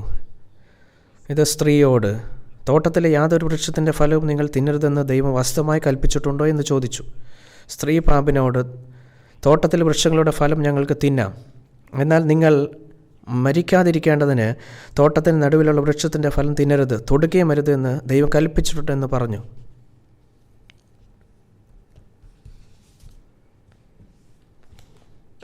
ഇവിടെ പറയുന്നത് നോക്കൂ. ദൈവത്തിനുള്ളത് എടുത്ത് സ്വയം ഒരു ദൈവമായി മാറുക എന്നതായിരുന്നു പിശാചിൻ്റെ യഥാർത്ഥ ലക്ഷ്യം. ഇതാണ് അവൻ ആഗ്രഹിച്ചത്. അതിൻ്റെ ഫലമായി ദൈവം അവനെ പുറത്താക്കി. പക്ഷേ അവൻ തൻ്റെ ആഗ്രഹം ഉപേക്ഷിച്ചില്ല. ദൈവം ആദാമിനോട് എല്ലാ കാര്യങ്ങളുടെയും മേൽ അധികാരം നൽകുകയും പൂന്തോട്ടം പരിപാലിക്കാൻ അവനോട് പറയുകയും ചെയ്യുന്നത് അവൻ കേട്ടു. അതിനാൽ അവൻ ചിന്തിച്ചു, അതാണ് ദൈവം ആദാമിനെ ഭരിക്കാനുള്ള അധികാരം നൽകിയിരിക്കുന്നതിനാൽ എനിക്ക് അവനിൽ നിന്ന് അത് എടുക്കേണ്ടതുണ്ട്. അവൻ ഇതാണ് ചിന്തിച്ചത്. പക്ഷേ അവൻ പിശാചായി പ്രത്യക്ഷപ്പെട്ടില്ല. അവൻ സർപ്പത്തിൽ പ്രവേശിച്ചു. സർപ്പത്തിലൂടെ അവൻ ഹൗവയ്ക്ക് പ്രത്യക്ഷപ്പെട്ടു. അക്കാലത്ത് സർപ്പം ഇന്ന് നമുക്കറിയാവുന്ന ഭയാനകമായ ജീവിയായിരുന്നില്ല. എല്ലാ മൃഗങ്ങളിലും ഏറ്റവും മനോഹരമായിരുന്നു അത്. അങ്ങനെ പിശാച് ഈ അതിമനോഹരമായ സൃഷ്ടിയിൽ പ്രവേശിച്ച് ഒരു സർപ്പമായി പ്രത്യക്ഷപ്പെട്ടു. ആദാമിനെയും ഹവ്വായെയും പാപം ചെയ്യിച്ചാൽ ആദാമിനെ വരമേൽപ്പിച്ചതെല്ലാം തൻ്റേതായി മാറുമെന്ന് കണക്കാക്കി അവൻ സംസാരിച്ചു തുടങ്ങി. വാക്യം 4 നോക്കുക. നിങ്ങൾ മരിക്കില്ല നിശ്ചയം, പാമ്പ് സ്ത്രീയോട് പറഞ്ഞു. 2-ാം അധ്യായം 17-ാം വാക്യത്തിൽ ദൈവം പറഞ്ഞു, നന്മകളെക്കുറിച്ചുള്ള അറിവിൻ്റെ വൃക്ഷത്തിൻ്റെ ഫലം നിങ്ങൾ തിന്നുമ്പോൾ നിങ്ങൾ നിശ്ചയമായി മരിക്കുമെന്ന്. എന്നാൽ സർപ്പം ഇവിടെ കള്ളം പറയുകയായിരുന്നു. കൃത്യമായി വിപരീതം പറയുന്നു, നിങ്ങൾ മരിക്കുകയില്ല നിശ്ചയം. എന്നിട്ട് പറയുന്നു, നിങ്ങൾ തിന്നുന്ന നാളിൽ നിങ്ങളുടെ കണ്ണ് തുറക്കുമെന്നും നിങ്ങൾ നന്മ തിന്മകളെ അറിയുന്നവരായി ദൈവത്തെ പോലെ ആകുകയും ചെയ്യുമെന്നും ദൈവം അറിയുന്നുവെന്ന് പറഞ്ഞു. ഇവിടെ ഒരു മാർക്കർ വയ്ക്കുക. നമുക്ക് യോഹന്നാൻ അധ്യായം 8-ാം അധ്യായത്തിലേക്ക് പുതിയ നിയമത്തിൽ വരാം.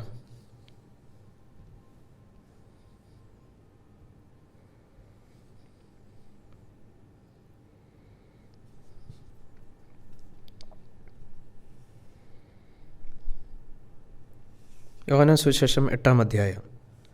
യോഹന്നാൻ സുവിശേഷം 8-ാം അധ്യായം. യോഹന്നാൻ സുവിശേഷം 8-ാം അധ്യായം 43. എന്തുകൊണ്ടാണ് എൻ്റെ ഭാഷ നിങ്ങൾക്ക് വ്യക്തമാകാത്തത്?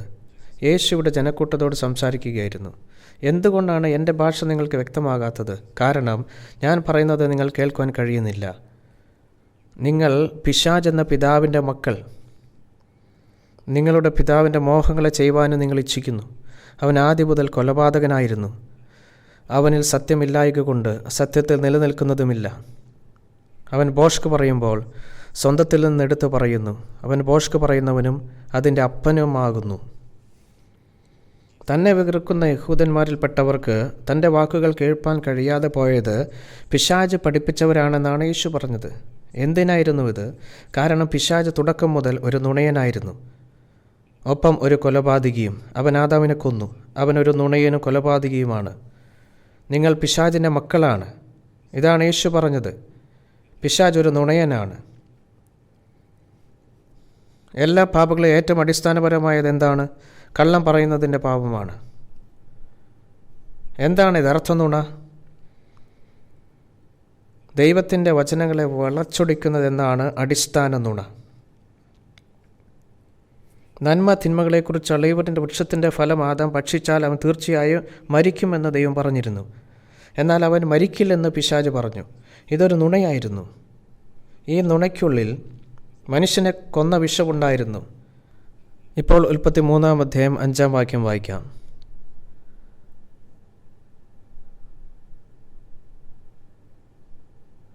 അത് തിന്നുന്ന നാളിൽ നിങ്ങളുടെ കണ്ണ് തുറക്കുകയും നിങ്ങൾ നന്മ തിന്മകളെ അറിയുന്നവരായി ദൈവത്തെ പോലെ ആകുകയും ചെയ്യുമെന്ന് ദൈവം അറിയുന്നുവെന്ന് പറഞ്ഞു. ഇവിടെ നോക്കുക, നന്മ തിന്മകളെക്കുറിച്ചുള്ള അറിവിൻ്റെ വൃക്ഷത്തിൻ്റെ ഫലം ആദാം ഭക്ഷിച്ചാൽ അവൻ നന്മ തിന്മകളെ അറിയുകയും മരിക്കുകയും ചെയ്യുമെന്ന് ദൈവം പറഞ്ഞത്. എന്നാൽ പിശാചി വാക്കുകൾ വളച്ചൊടിച്ചു. അതുകൊണ്ട് അവർ പഴം കഴിച്ചു. അവർ ദൈവത്തെ പോലെ ആകുമെന്ന് പറഞ്ഞു. അവർ ദൈവത്തെ പോലെ ജ്ഞാനികളാകുമെന്ന് പറഞ്ഞു. ദൈവത്തിൻ്റെ മഹത്വം പ്രാപിക്കുമെന്ന് പറഞ്ഞു. ദൈവത്തിൻ്റെ പോലെ നന്മ തിന്മകളെ അറിയുമെന്ന് പറഞ്ഞു. എന്നാൽ അവർ ഈ കാര്യങ്ങളൊന്നും മനസ്സിലാക്കിയിരുന്നില്ല. അവർ വളച്ചൊടിച്ച വാക്കുകളായിരുന്നു, വഞ്ചനാപരമായിരിക്കുന്ന വാക്കുകൾ. ഹവ്വ ഈ വാക്കുകൾ ശ്രദ്ധിച്ചപ്പോൾ അത് ശരിയാണല്ലോ, അങ്ങനെയാണ്, അതുകൊണ്ടാണ് ഞങ്ങൾ കഴിക്കുവാൻ അനുവദിച്ചത്. ഈ ചിന്ത അവളുടെ മനസ്സിലേക്ക് പതിഞ്ഞു. ഇവിടെ നാം അറിയേണ്ട ഒരു കാര്യമുണ്ട്. നിങ്ങൾ ദൈവത്തിൻ്റെ വാക്കുകൾക്കും പിശാചിൻ്റെ വാക്കുകളും ഇടയിൽ നിൽക്കുമ്പോൾ നിങ്ങൾ അവരുടെ വാക്കുകൾ വിശ്വസിക്കുന്നുവെന്നതിനെ ആശ്രയിച്ച് നിങ്ങളുടെ വിധി തീരുമാനിക്കപ്പെടുന്നു. നിങ്ങളും ഈ അവസ്ഥയിലാണ് ഇപ്പോൾ നിൽക്കുന്നത്. നിങ്ങളുടെ ഹൃദയത്തിലുള്ള പാപത്തിൻ്റെ പേരുള്ള നിയമനിമിത്തമാണ്. അതിനാൽ നിങ്ങൾ ദൈവവചനം ശ്രമിക്കുമ്പോൾ മറ്റു ചിന്തകൾ തീർച്ചയായും നിങ്ങളിൽ വരും. കാര്യങ്ങൾ നിങ്ങളെ വ്യതിചലിപ്പിക്കും. ഇത് വളരെ പ്രധാനപ്പെട്ട ഒരു കാര്യമാണ്. അങ്ങനെ ഹവ്വ പിശാചിൻ്റെ വാക്കുകൾ കേട്ട് നന്മ തിന്മകളെക്കുറിച്ചുള്ള അറിവിൻ്റെ വൃക്ഷത്തിൻ്റെ ഫലം നോക്കിയപ്പോൾ എന്താണ് സംഭവിച്ചതെന്ന് നോക്കൂ. വാക്യം 6. ആ വൃക്ഷഫലം തിന്മാൻ നല്ലതും കാണുവാൻ ഭംഗിയുള്ളതും ജ്ഞാനം പ്രാപിപ്പാൻ കാമ്യമെന്ന സ്ത്രീ കണ്ടു. ഫലം പറിച്ചു തിന്നു, ഭർത്താവിനും കൊടുത്തു, അവനും തിന്നു. അവളും തിന്നു, ഭർത്താവിനും കൊടുത്തു. ഇവിടെ പറയുന്നത് നോക്കൂ, ഇവിടെയാണ് പാപം തുടങ്ങിയത്.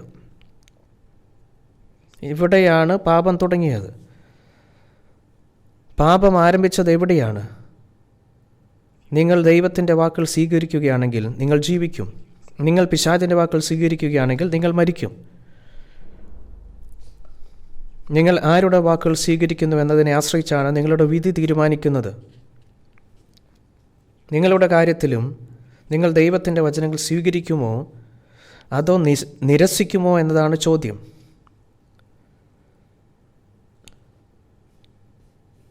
നിങ്ങളിപ്പോൾ രണ്ടിനുമിടയിലാണ് നിൽക്കുന്നത്. നിങ്ങൾ ദൈവത്തിൻ്റെ വാക്കുകൾ സ്വീകരിക്കുകയാണെങ്കിൽ പരിശുദ്ധാത്മ നിങ്ങളിലേക്ക് വരും. നിങ്ങൾ ദൈവവചനങ്ങൾ അംഗീകരിക്കുന്നില്ലെങ്കിൽ പരിശുദ്ധാത്മ നിങ്ങളുടെ അടുക്കൽ വരില്ല. ഈ സാഹചര്യത്തിൽ നിങ്ങൾ നിങ്ങളുടെ ഉള്ളിലെ പാപത്തിൻ്റെ നിയമം പിന്തുടരുകയാണ്. നിത്യനാശത്തെ അഭിമുഖീകരിക്കുകയും ചെയ്യുകയും ചെയ്യും. അതാണിപ്പോൾ നിങ്ങളുടെ വിധി. നിങ്ങളുടെ വിധി. പിശാചിൻ്റെ വാക്കുകൾ ആ സ്ത്രീയുടെ ഹൃദയത്തിലേക്ക് വഴുതി വീണു. അവൻ സ്ത്രീയുടെ ഉള്ളിലേക്ക് പ്രവേശിച്ചു. എന്നിട്ട് അവൾ മരത്തിലേക്ക് നോക്കിയപ്പോൾ അത് ഭക്ഷണത്തിന് നല്ലതാണെന്ന് തോന്നി. ഇതാണ് ജഡത്തിൻ്റെ മോഹം, കാണുവാൻ ഭംഗിയുള്ളതും. ഇതാണ് കണ്ണുകളുടെ മോഹം, ജ്ഞാനം പ്രാപിപ്പാൻ കാമ്യവും. മനുഷ്യനിൽ ജീവിതത്തിൻ്റെ അഭിമാനത്തിന് ഈ 3 നിയമങ്ങളുണ്ട് മനുഷ്യൻ്റെ ഹൃദയത്തിൽ. നിങ്ങൾ ആരുടെ പിൻഗാമികളാണ്? നിങ്ങൾ ആദാമിൻ്റെയും ഹവ്വയുടെയും സന്തതികളാണ്. അവരുടെ രക്തത്തിലൂടെ പാപം നമ്മിലേക്ക് ഒഴുകിയിരിക്കുന്നു. ഇന്ന് നമ്മൾ ഉൽപ്പത്തി പുസ്തകം പഠിക്കുമ്പോൾ ആദാമിൻ്റെയും ഹവ്വയുടെയും ഈ വിവരണം ശരിയല്ലെന്ന് നിങ്ങൾ കരുതുന്നുവെങ്കിൽ നിങ്ങൾ സൂക്ഷിക്കണം. നിങ്ങളുടെ ഉള്ളിലെ ഈ നിയമമാണ് നിങ്ങളെ അങ്ങനെ ചിന്തിപ്പിക്കാൻ പ്രേരിപ്പിക്കുന്നത്. നിങ്ങൾ എന്തിനു വേണ്ടിയാണ് ജീവിക്കുന്നതെന്ന് ചിന്തിച്ചാൽ ഇന്നും അത് ജഡത്തിൻ്റെ ആഗ്രഹങ്ങളെ തൃപ്തിപ്പെടുത്തുന്നതിന് വേണ്ടിയാണെന്ന് നിങ്ങൾ കാണും. പിന്നെ കണ്ണുകളുടെ മോഹവുമുണ്ട്. നിങ്ങളുടെ ഹൃദയം എപ്പോഴും കണ്ണുകളെ തൃപ്തിപ്പെടുത്തുന്ന കാര്യങ്ങളിലേക്ക് ആകർഷിക്കപ്പെടുന്നു. എന്തുകൊണ്ടാണത്? കണ്ണുകളെ തൃപ്തിപ്പെടുത്താൻ ആഗ്രഹിക്കുന്നത് നമ്മുടെ സഹജവാസനയുടെ ഭാഗമാണ്. പിന്നെ വേറെ എന്തുണ്ട്? ആളുകൾ ഈ ലോകത്ത് ജീവിക്കുന്നത് അവരുടെ ആത്മസംതൃപ്തിക്ക് വേണ്ടിയാണ്. ആളുകൾ മിടുക്കരായിരിക്കുവാൻ ആഗ്രഹിക്കുന്നു. അവർ എല്ലാവരെക്കാളും മികച്ചവരാകാൻ ആഗ്രഹിക്കുന്നു. എല്ലാവരെക്കാളും ഉയർന്ന സ്ഥാനം ആഗ്രഹിക്കുന്നു. ഇതിനെയാണ് ജീവിതത്തിൻ്റെ അഭിമാനം എന്ന് വിളിക്കുന്നത്.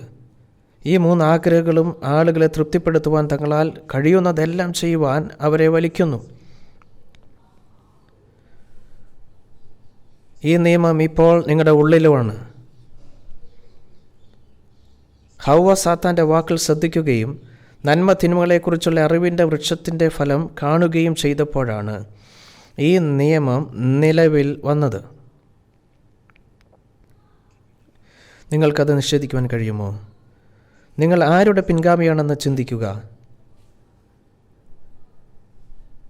ഇനി അടുത്ത വാക്യം വായിക്കാം. വാക്യം 7. ഉടനെ ഇരുവരുടെയും കണ്ണ് തുറന്നു, തങ്ങൾ നഗ്നരെന്നറിഞ്ഞു. അത്തിയില കൂട്ടി തിന്നി തങ്ങൾക്ക് അരയാട ഉണ്ടാക്കി. ഇതൊന്ന് നോക്കൂ. അവർ പഴം തിന്നു, രണ്ടുപേരും അത് കഴിച്ചു. അവർ ഇത് ഭക്ഷിച്ച ശേഷം അവരുടെ കണ്ണ് തുറന്നു. ഇതിനു മുമ്പ് അവരുടെ കണ്ണുകൾ ദൈവത്തെപ്പോലെ തുറക്കപ്പെടുമെന്ന് സാത്താൻ പറഞ്ഞിരുന്നു. എന്നാൽ അത് യഥാർത്ഥത്തിൽ നേരെ വിപരീതമായിരുന്നു. അവർ തലകറങ്ങി വീണു. അവരുടെ കണ്ണുകൾ തുറന്നു. അവർ എന്താണ് കണ്ടെത്തിയത്?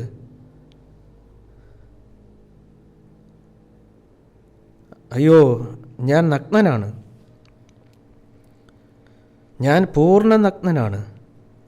ഓ, എത്ര ലജ്ജാകരമാണ്. ഓ, എനിക്ക് പേടിയാണ്. ഇതാണ് അവർ കണ്ടെത്തിയത്.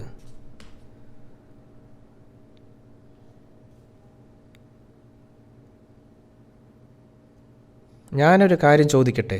നിങ്ങൾക്ക് ചിലപ്പോൾ നിങ്ങളുടെ മനസാക്ഷിയിൽ വിഷമം തോന്നാറുണ്ടോ? ചിലപ്പോൾ നിങ്ങൾക്ക് ലജ്ജ തോന്നാറുണ്ടോ?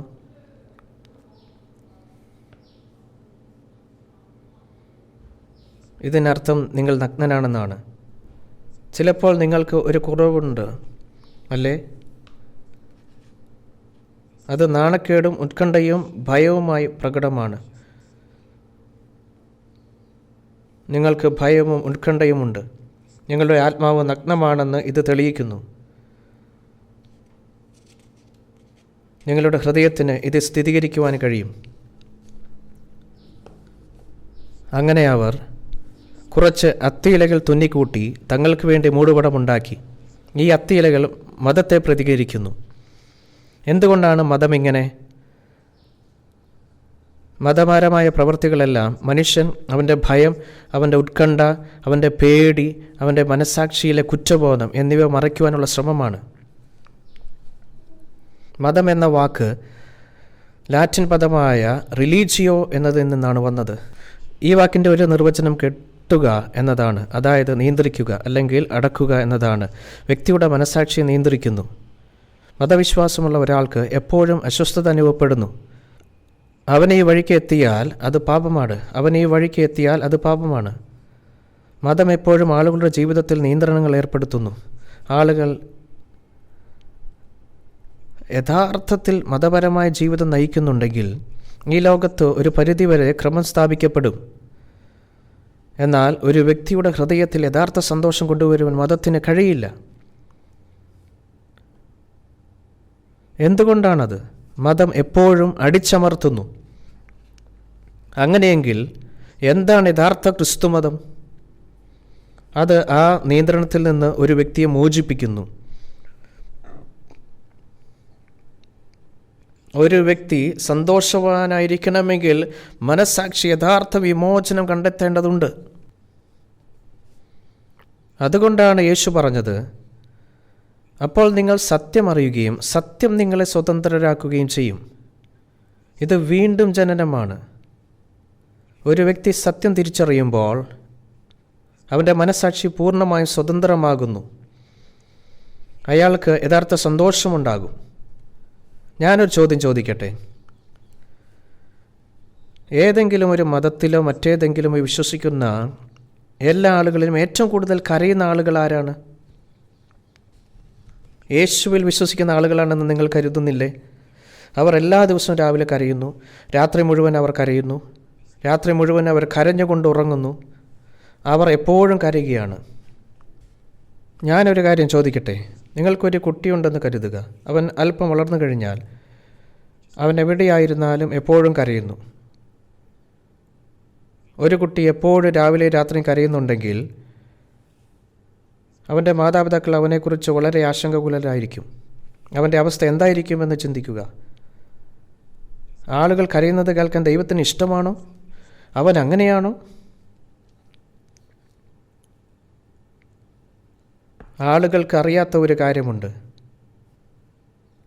ദൈവരാജ്യം നീതിയും സമാധാനവും പരിശുദ്ധാത്മാവിലുള്ള സന്തോഷവുമാണെന്ന് ബൈബിൾ പറയുന്നു. അത് കരച്ചിൽ അവസാനിക്കുകയാണെങ്കിൽ അതൊരു വലിയ പ്രശ്നമാണ്. അതിനപ്പുറം പോകേണ്ടതുണ്ട്.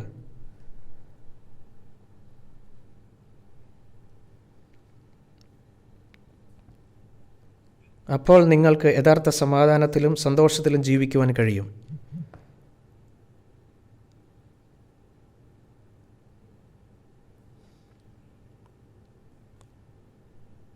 അങ്ങനെ ഇവിടെ അവർ അത്തിയിലകൾ തുന്നിക്കൂട്ടി തങ്ങൾക്ക് തന്നെ മൂടുപടമുണ്ടാക്കി. ഇനി 8-ാം വാക്യം നമുക്ക് വായിക്കാം. വെയിലാറിയപ്പോൾ യഹോവയായ ദൈവം തോട്ടത്തിൽ നടക്കുന്ന ഒച്ച അവർ കേട്ടു. മനുഷ്യനും ഭാര്യയും യഹോവയായ ദൈവം തങ്ങളെ കാണാതിരിപ്പാൻ തോട്ടത്തിലെ വൃക്ഷങ്ങളുടെ ഇടയിൽ ഒളിച്ചു. ദൈവത്തിൻ്റെ ശബ്ദം കേട്ട് അവർ ഓടി വൃക്ഷങ്ങളുടെ ഇടയിൽ ഒളിച്ചു. യഹോവയായ ദൈവം മനുഷ്യനെ വിളിച്ചു. നീ എവിടെയെന്ന് ചോദിച്ചു. വാക്യം 10. തോട്ടത്തിൽ നിന്റെ ഒച്ച കേട്ടിട്ട് ഞാൻ നഗ്നനാകൊണ്ട് ഭയപ്പെട്ട് ഒളിച്ചു എന്നവൻ പറഞ്ഞു. അതാണ് അവൻ പറഞ്ഞത്. ഇത് ശരിക്കും അവിശ്വസനീയമാണ്. ഞാനൊരു ചോദ്യം ചോദിക്കട്ടെ. ആദാം ഹവയും എന്തെങ്കിലും ധരിച്ചിരുന്നോ അതോ ഇല്ലയോ? അവർ അത്തിയില കൊണ്ട് മൂടുപടമുണ്ടാക്കി ധരിച്ചിരുന്നു. അവർ അത് ധരിച്ചിരുന്നു. എന്നാൽ ദൈവത്തിൻ്റെ ശബ്ദം കേട്ടപ്പോൾ ആദം പറഞ്ഞു, ഞാൻ നഗ്നനായതുകൊണ്ട് ഭയപ്പെട്ടു. എന്താണ് ഇതിനർത്ഥം? അവർ ധരിച്ചിരുന്നത് ദൈവം മുൻപാകെ ഉപയോഗശൂന്യമായിരുന്നു എന്നാണ്. മനുഷ്യൻ്റെ ധാർമ്മികതയ്ക്കും നീതിക്കും മതത്തിനും പിന്നീട് ദൈവം മുൻപാകെ നിൽക്കുവാൻ, പ്രശ്നം പരിഹരിപ്പാൻ കഴിയില്ലെന്ന് ഭയപ്പെടുന്നു. ഇവിടെയാണ് പ്രശ്നം. പിശാചിൻ്റെ ലക്ഷ്യം എന്താണെന്നറിയാമോ? ആദാമും ഹവ്വയും നഗ്നരാണെന്ന് അവരെ അറിയിക്കുകയായിരുന്നു പിശാചിൻ്റെ ലക്ഷ്യം.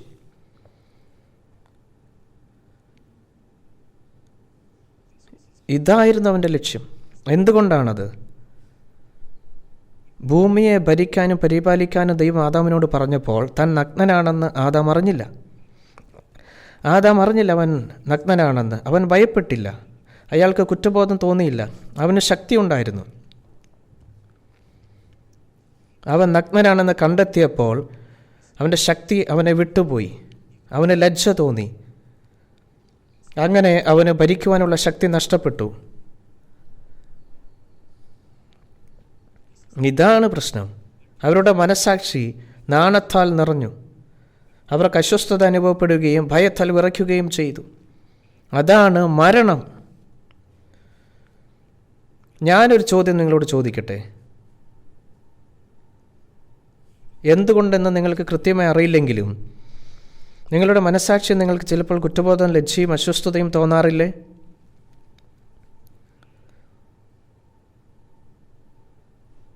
ഒരു പ്രത്യേക കാരണവുമില്ലാതെ നിങ്ങൾക്ക് ഉത്കണ്ഠ തോന്നുന്നു.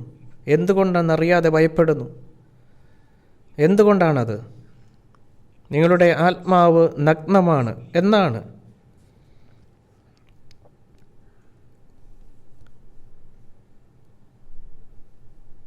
നിങ്ങൾ വിധിക്ക് ഉത്തരവാദിയാകുവാനുള്ള കഴിവ് നിങ്ങൾക്ക് നഷ്ടപ്പെട്ടു.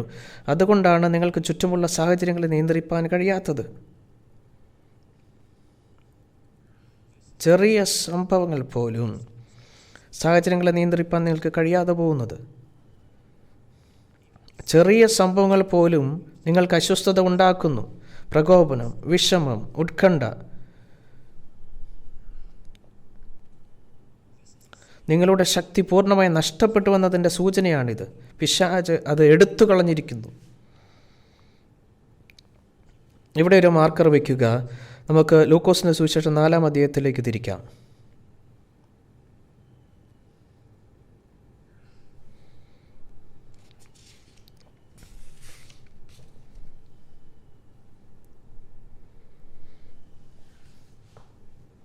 ലൂക്കോസ് സുവിശേഷം 4-ാം അധ്യായം.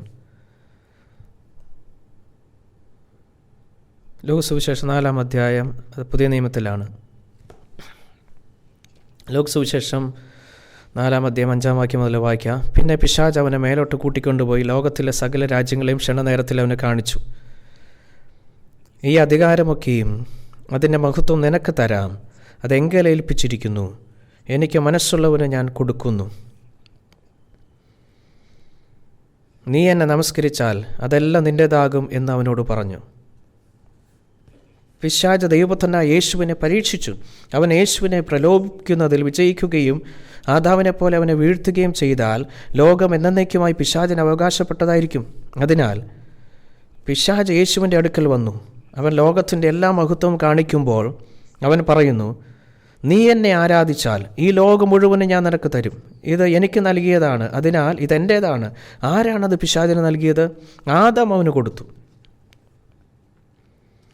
താൻ നഗ്നനാണെന്ന് ആദം കണ്ടെത്തിയപ്പോൾ അതിനർത്ഥം അദ്ദേഹത്തിന് ഭരിക്കുവാനുള്ള അധികാരം നഷ്ടപ്പെട്ടുവെന്നാണ്. അതുകൊണ്ടാണ് പിശാച് പറഞ്ഞത്, അത് എങ്കൽ ഭരമേൽപ്പിച്ചിരിക്കുന്നു, എനിക്ക് മനസ്സുള്ളവന് ഞാൻ കൊടുക്കുന്നു. മുന്നോട്ട് പോകുന്നതിന് മുമ്പ് നാം ഇവിടെ ശ്രദ്ധിക്കേണ്ട ഒരു കാര്യമുണ്ട്. പിശാചാണ് ഈ ലോകം ഭരിക്കുന്നത്. എന്നാൽ അവൻ്റെ സമയം പരിമിതമാണ്. ഒരു നിശ്ചിത സമയത്തേക്ക് പിശാച് ഈ ലോകത്ത് രാജാവാണ്. എന്നാൽ ആളുകൾ ഇതൊന്നും അറിയാതെ പിശാചിനെ ആരാധിക്കുകയും പിശാചിൻ്റെ അടിമകളാക്കുകയും ചെയ്യുന്നതിനാൽ ലോകം പ്രക്ഷുബ്ധമായിരിക്കുകയാണ്. ലൂക്കോസിന് ശേഷം യോഹന്നാൻ സുവിശേഷം വരുന്നു. യോഹന്നാൻ സുവിശേഷം 12-ാം അധ്യായത്തിലേക്ക് നമുക്ക് തിരിക്കാം.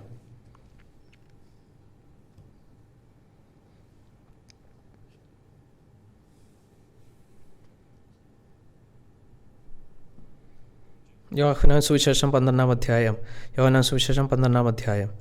യോഹന്നാൻ സുവിശേഷം 12-ാം അധ്യായം 31-ാം വാക്യം. എനിക്ക് ശേഷം ഇത് ആവർത്തിക്കുക, ഇപ്പോൾ ഈ ലോകത്തിൻ്റെ ന്യായവിധിയാകുന്നു. ഇപ്പോൾ ഈ ലോകത്തിൻ്റെ പ്രഭുവിനെ പുറത്ത് തള്ളിക്കളയും. നിങ്ങൾ നോക്കുക, ഈ ലോകത്തിൻ്റെ രാജകുമാരൻ പിശാചല്ലേ? ഈ ലോകത്തിൻ്റെ രാജാവ് പിശാചായതിനാൽ ന്യായവിധി നടക്കുമ്പോൾ അവൻ പുറത്താക്കപ്പെടും. ഇതോടെയാണ് ന്യായവിധി വരുന്നത്. ഇപ്പോൾ ഈ ലോകം പിശാചാണ് നിയന്ത്രിക്കുന്നത്, ഭരിക്കുന്നതും. ദൈവം ഭരിക്കുന്നില്ല എന്നല്ല ഇതിനർത്ഥം. ദൈവം ഇതിനെല്ലാം മുകളിലാണ്. അവൻ ഈ ലോകത്ത് സ്വന്തം ഇഷ്ടം നടപ്പിലാക്കുമ്പോൾ പിശാചിൻ്റെ പ്രവർത്തനങ്ങളെ ഉപയോഗപ്പെടുത്തുന്നു. മുന്നോട്ട് പോകുന്നതിന് മുമ്പ് നാം പരിഗണിക്കേണ്ട ഒരു കാര്യം കൂടിയുണ്ട്. നിങ്ങളുടെ ഹൃദയത്തിൽ അസ്വസ്ഥത അനുഭവപ്പെടുന്ന സമയങ്ങളുണ്ട്. നിങ്ങളുടെ മനസ്സാക്ഷി നിങ്ങൾക്ക് ലജ്ജ തോന്നുന്നു, നിങ്ങൾ ഭയപ്പെടുന്നു, സംഘർഷഭരിതരാകുന്നു, നിങ്ങളുടെ ആത്മാവ് നഗ്നനാണെന്ന് ഈ വികാരങ്ങളെല്ലാം സൂചിപ്പിക്കുന്നു. നമുക്ക് വെളിപ്പാട് 16-ാം അധ്യായത്തിലേക്ക് തിരിക്കാം. ഇത് ബൈബിളിലെ അവസാന പുസ്തകമാണ്.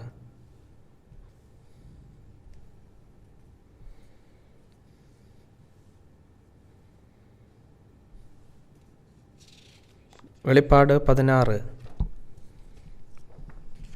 വെളിപ്പാട് 16-ന്റെ 15-ാം വാക്യം നമുക്ക് വായിക്കാം. വെളിപ്പാട് 16-ന്റെ 15. ഞാൻ കള്ളനെ പോലെ വരും. തൻ്റെ ലജ്ജ കാണുമാറ് നഗ്നനായി നടക്കാതിരിപ്പാൻ തൻ്റെ ഉടുപ്പ് സൂക്ഷിച്ചും ജാഗരിച്ചും കൊള്ളുന്നവൻ ഭാഗ്യവാൻ. ഇവിടെ ഒന്ന് നോക്കുക. യേശു ഈ ലോകത്തിലേക്ക് മടങ്ങിയെത്തുന്നതിനെ കുറിച്ചാണ് ഇത് സംസാരിക്കുന്നത്. യേശു ഈ ലോകത്തിലേക്ക് മടങ്ങി വരുമ്പോൾ ആർക്കാണ് അവൻ്റെ മുൻപിൽ നിൽക്കുവാൻ കഴിയുക? ആത്മാവിനെ ധരിക്കുന്നവർക്ക് മാത്രമേ യേശുവിൻ്റെ മുൻപിൽ നിൽക്കുവാൻ കഴിയുകയുള്ളൂ. ഇവിടെ പറയുന്നു, ഞാൻ കള്ളനെ പോലെ വരുന്നു, എൻ്റെ ലജ്ജ കാണുമാറ് നഗ്നനായി നടക്കാതിരിപ്പാൻ തൻ്റെ ഉടുപ്പ് സൂക്ഷിച്ചും ജാഗരിച്ചും കൊള്ളുവെന്നൊരു ഭാഗ്യവാൻ. ഇതിൻ്റെ അർത്ഥം എന്താണെന്ന് ഞാൻ വിശദീകരിക്കാം. മനസാക്ഷിയിൽ ലജ്ജിക്കുന്നവർക്ക് അവൻ്റെ മുൻപിൽ നിൽക്കുവാൻ കഴിയുകയില്ല. ഭയപ്പെടുന്നവരുമില്ല. എന്തുകൊണ്ടാണത്? അവർ വസ്ത്രം ധരിച്ചിട്ടില്ലെന്ന് സൂചിപ്പിക്കുന്നത് കൊണ്ടാണ്.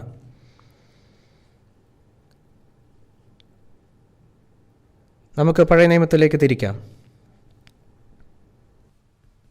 യെശയ്യാ 61-ാം അധ്യായം.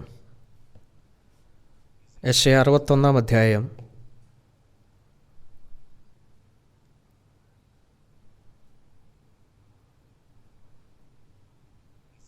യെശയ്യാ 61-ാം അധ്യായം 10-ാം വാക്യം. വാക്യം 10. ഞാൻ യഹോവയിൽ ഏറ്റവും ആനന്ദിക്കും, എൻ്റെ ഉള്ളം എൻ്റെ ദൈവത്തിൽ ഘോഷിച്ചുല്ലസിക്കും. എനിക്ക് ശേഷം ഇത് ആവർത്തിക്കുക, അവൻ എന്നെ രക്ഷാവസ്ത്രം ധരിപ്പിച്ചു. രക്ഷാവസ്ത്രം ധരിപ്പിച്ചു. ഇനി പറയുന്നത് നോക്കൂ. ഏതു തരം വസ്ത്രങ്ങളാണ് അതിൽ പറയുന്നത്? നിങ്ങൾ കാണുക.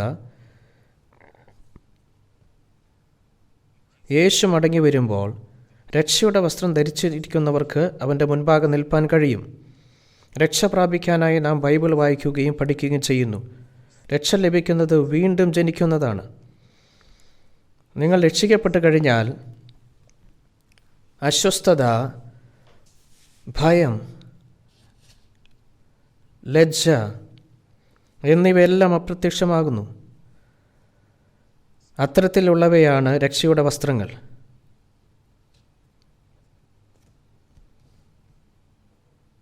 ബൈബിളിലെ വാക്കുകൾ സത്യമാണ്. രക്ഷ കണ്ടെത്താൻ നിങ്ങൾ എല്ലാ ശ്രമങ്ങളും നടത്തേണ്ടതുണ്ട്. ആദാമും ഹവ്വയും മനുഷ്യവംശത്തിൻ്റെ പൂർവികർ നന്മ തിന്മകളെക്കുറിച്ച് അറിവിൻ്റെ വൃക്ഷത്തിൻ്റെ ഫലം ഭക്ഷിച്ചപ്പോൾ അവർ നഗ്നരാണെന്ന് കണ്ടിട്ടതിൻ്റെ അർത്ഥം അവരുടെ മനസ്സാക്ഷിയിൽ ഒരു പ്രശ്നം ഉടലെടുത്തു എന്നാണ്. അതായത് അവരുടെ മനസ്സിലൊരു പ്രശ്നം ഉടലെടുത്തു. അങ്ങനെ മനുഷ്യൻ തൻ്റെ ജീവിതം കുറ്റബോധത്തോടെ ജീവിക്കുവാൻ തുടങ്ങി. മറ്റൊരു വിധത്തിൽ പറഞ്ഞാൽ മനുഷ്യന് തൻ്റെ ജീവിതം ഉത്കണ്ഠയുടെയും ഭയത്തിൻ്റെയും പിടിയിൽ കഴിയേണ്ടി വന്നു. മനുഷ്യൻ നഗ്നനായിരിക്കുക എന്നതിൻ്റെ അർത്ഥം ഇതാണ്. എന്നാൽ ഒരു വ്യക്തി രക്ഷയുടെ വസ്ത്രം ധരിച്ചു കഴിഞ്ഞാൽ അവൻ അതിൽ നിന്നെല്ലാം മുക്തനാകുന്നു. ഉൽപ്പത്തി അധ്യായം 3.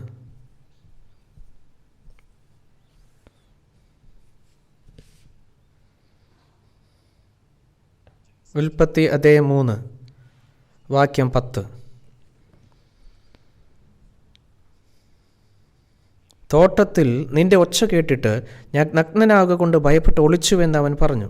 നീ നഗ്നനെന്ന് നിന്നോട് ആർ പറഞ്ഞു? തിന്നരുതെന്ന് ഞാൻ നിന്നോട് കൽപ്പിച്ച വൃക്ഷഫലം നീ തിന്നുവോ എന്ന് അവൻ ചോദിച്ചു. ദൈവം ചോദിക്കുന്നു, തിന്നരുതെന്ന് ഞാൻ നിന്നോട് കൽപ്പിച്ച വൃക്ഷഫലം നീ തിന്നുവോ? നീ നഗ്നനാണെന്ന് നിന്നോട് ആരാണ് പറഞ്ഞത്? നിങ്ങൾ കാണുന്നുണ്ടോ? യഥാർത്ഥത്തിൽ ആദാം ഹവ്വയും നഗ്നരായിരുന്നു. എന്നാൽ അവർ നഗ്നരാണെന്ന് അവർ അറിഞ്ഞിരുന്നില്ല. അത് എന്തുകൊണ്ടാണ്? ഒരുപക്ഷെ ഒരു വയസ്സ് പ്രായമുള്ള ഒരു കുഞ്ഞിനെക്കുറിച്ച് ചിന്തിക്കുക. ഒരു കുഞ്ഞ് നഗ്നനാകുമ്പോൾ അത് അറിയുകയും ലജ്ജിക്കുകയും ചെയ്യുന്നില്ല. എന്തുകൊണ്ടാണെന്നറിയാമോ? ഒരു ചെറിയ കുഞ്ഞിന് പാപത്തെക്കുറിച്ച് ബോധമില്ലാത്തത് കൊണ്ടാണ്. ഇനി നമുക്ക് 12 വാക്യം വായിക്കാം.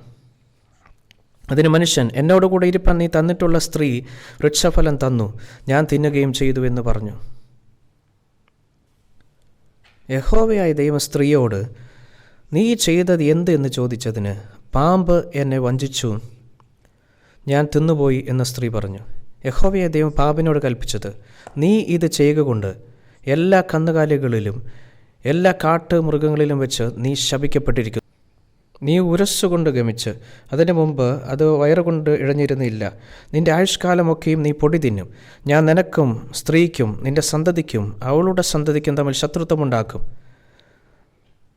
അവൻ നിന്റെ തല തകർക്കും, നീ അവൻ്റെ കുതികാൽ തകർക്കും.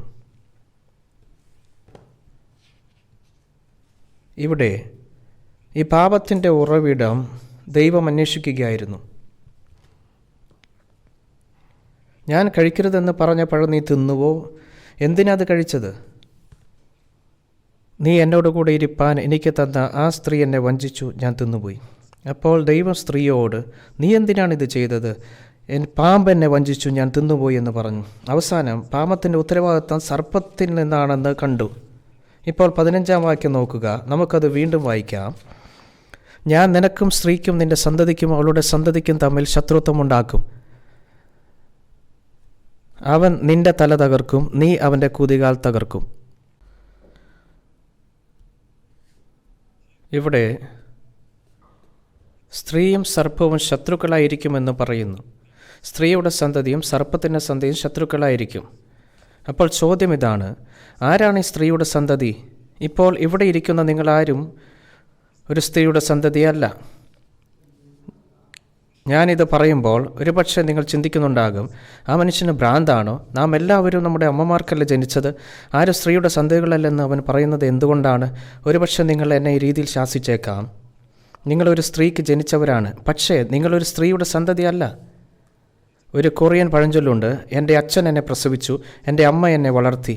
ഇത് വളരെ ഒരു കൗതുകരമായ ഒരു കാര്യമല്ലേ? ഞാനൊരു കാര്യം ചോദിക്കട്ടെ. ഇതിവിടെ ഒരു വയലാണെന്നും നിങ്ങൾ ഈ വയലിൽ ഒരു വിത്ത് നട്ട് പിടിപ്പിക്കുമെന്നും കരുതുക. എന്നിട്ട് വിത്ത് മുളച്ചു, അത് ഫലം കായ്ക്കുന്നു, അത് പയർ കായ്ക്കുന്നു. ഇതാണ് ഇവിടുത്തെ ബീൻസ് അല്ലേ? എന്നാൽ ഈ ബീൻസ് വയലിലെ സന്തതിയാണോ? അതോ വിത്തിൻ്റെ സന്തതിയാണോ? അവർ വിത്തിൻ്റെ സന്തതികളാണ്, വയലിലെ സന്തതികളല്ല. സ്ത്രീ വയലാണ്, പുരുഷൻ വിത്ത് നടുന്നു. അതുകൊണ്ടാണ് മിസ്റ്റർ സ്മിത്ത് എന്നു പേരുള്ള ഒരാൾ മിസ് ജോൺസിനെ വിവാഹം കഴിക്കുകയും അവർക്ക് ഒരു മകനുണ്ടാകുകയും ചെയ്തു. ആ മകൻ മിസ്റ്റർ സ്മിത്ത് ആകും. അത് ശരിയല്ലേ? അതുകൊണ്ടാണ് നമ്മൾ രക്തവംശത്തെക്കുറിച്ച് സംസാരിക്കുന്നത്. രക്തവംശം, രക്തത്തിലൂടെയാണ് വംശം കൈമാറ്റം ചെയ്യപ്പെടുന്നത്. അതിനാൽ ഈ ലോകത്തിലെ എല്ലാവരും ഒരു പുരുഷൻ്റെ സന്തതികളാണ്. എന്നാൽ ഒരു സ്ത്രീയുടെ സന്തതിയായ ഒരാൾ മാത്രമേ ഉള്ളൂ, യേശു. കന്യകയായ മറിയയുടെ ശരീരത്തിലൂടെയാണ് യേശു ജനിച്ചത്. എന്തിനായിരുന്നു അത്? കാരണം എല്ലാവരും പാപികളാണ്. ആ രക്തപരമ്പരയിലൂടെയാണ് നിങ്ങൾ ജനിച്ചതെങ്കിൽ നിങ്ങൾ പാപിയാണ്. ദൈവപുത്രൻ പരിശുദ്ധാത്മാവിനാൽ ഒരു കന്യകയുടെ ശരീരത്തിൽ ഗർഭം ധരിച്ചു. യേശു ജനിച്ചത് ഇങ്ങനെയാണ്. അതുകൊണ്ട് യേശു സ്ത്രീയുടെ സന്തതിയാണ്. അവൻ ഏകനാണ്. കന്യയായ മറിയത്താൽ യേശു ജനിക്കുന്നതിന് ഒരു കാരണമുണ്ട്. അതിനാൽ യേശുവിൻ്റെ ജനനത്തെക്കുറിച്ച് പറയുമ്പോൾ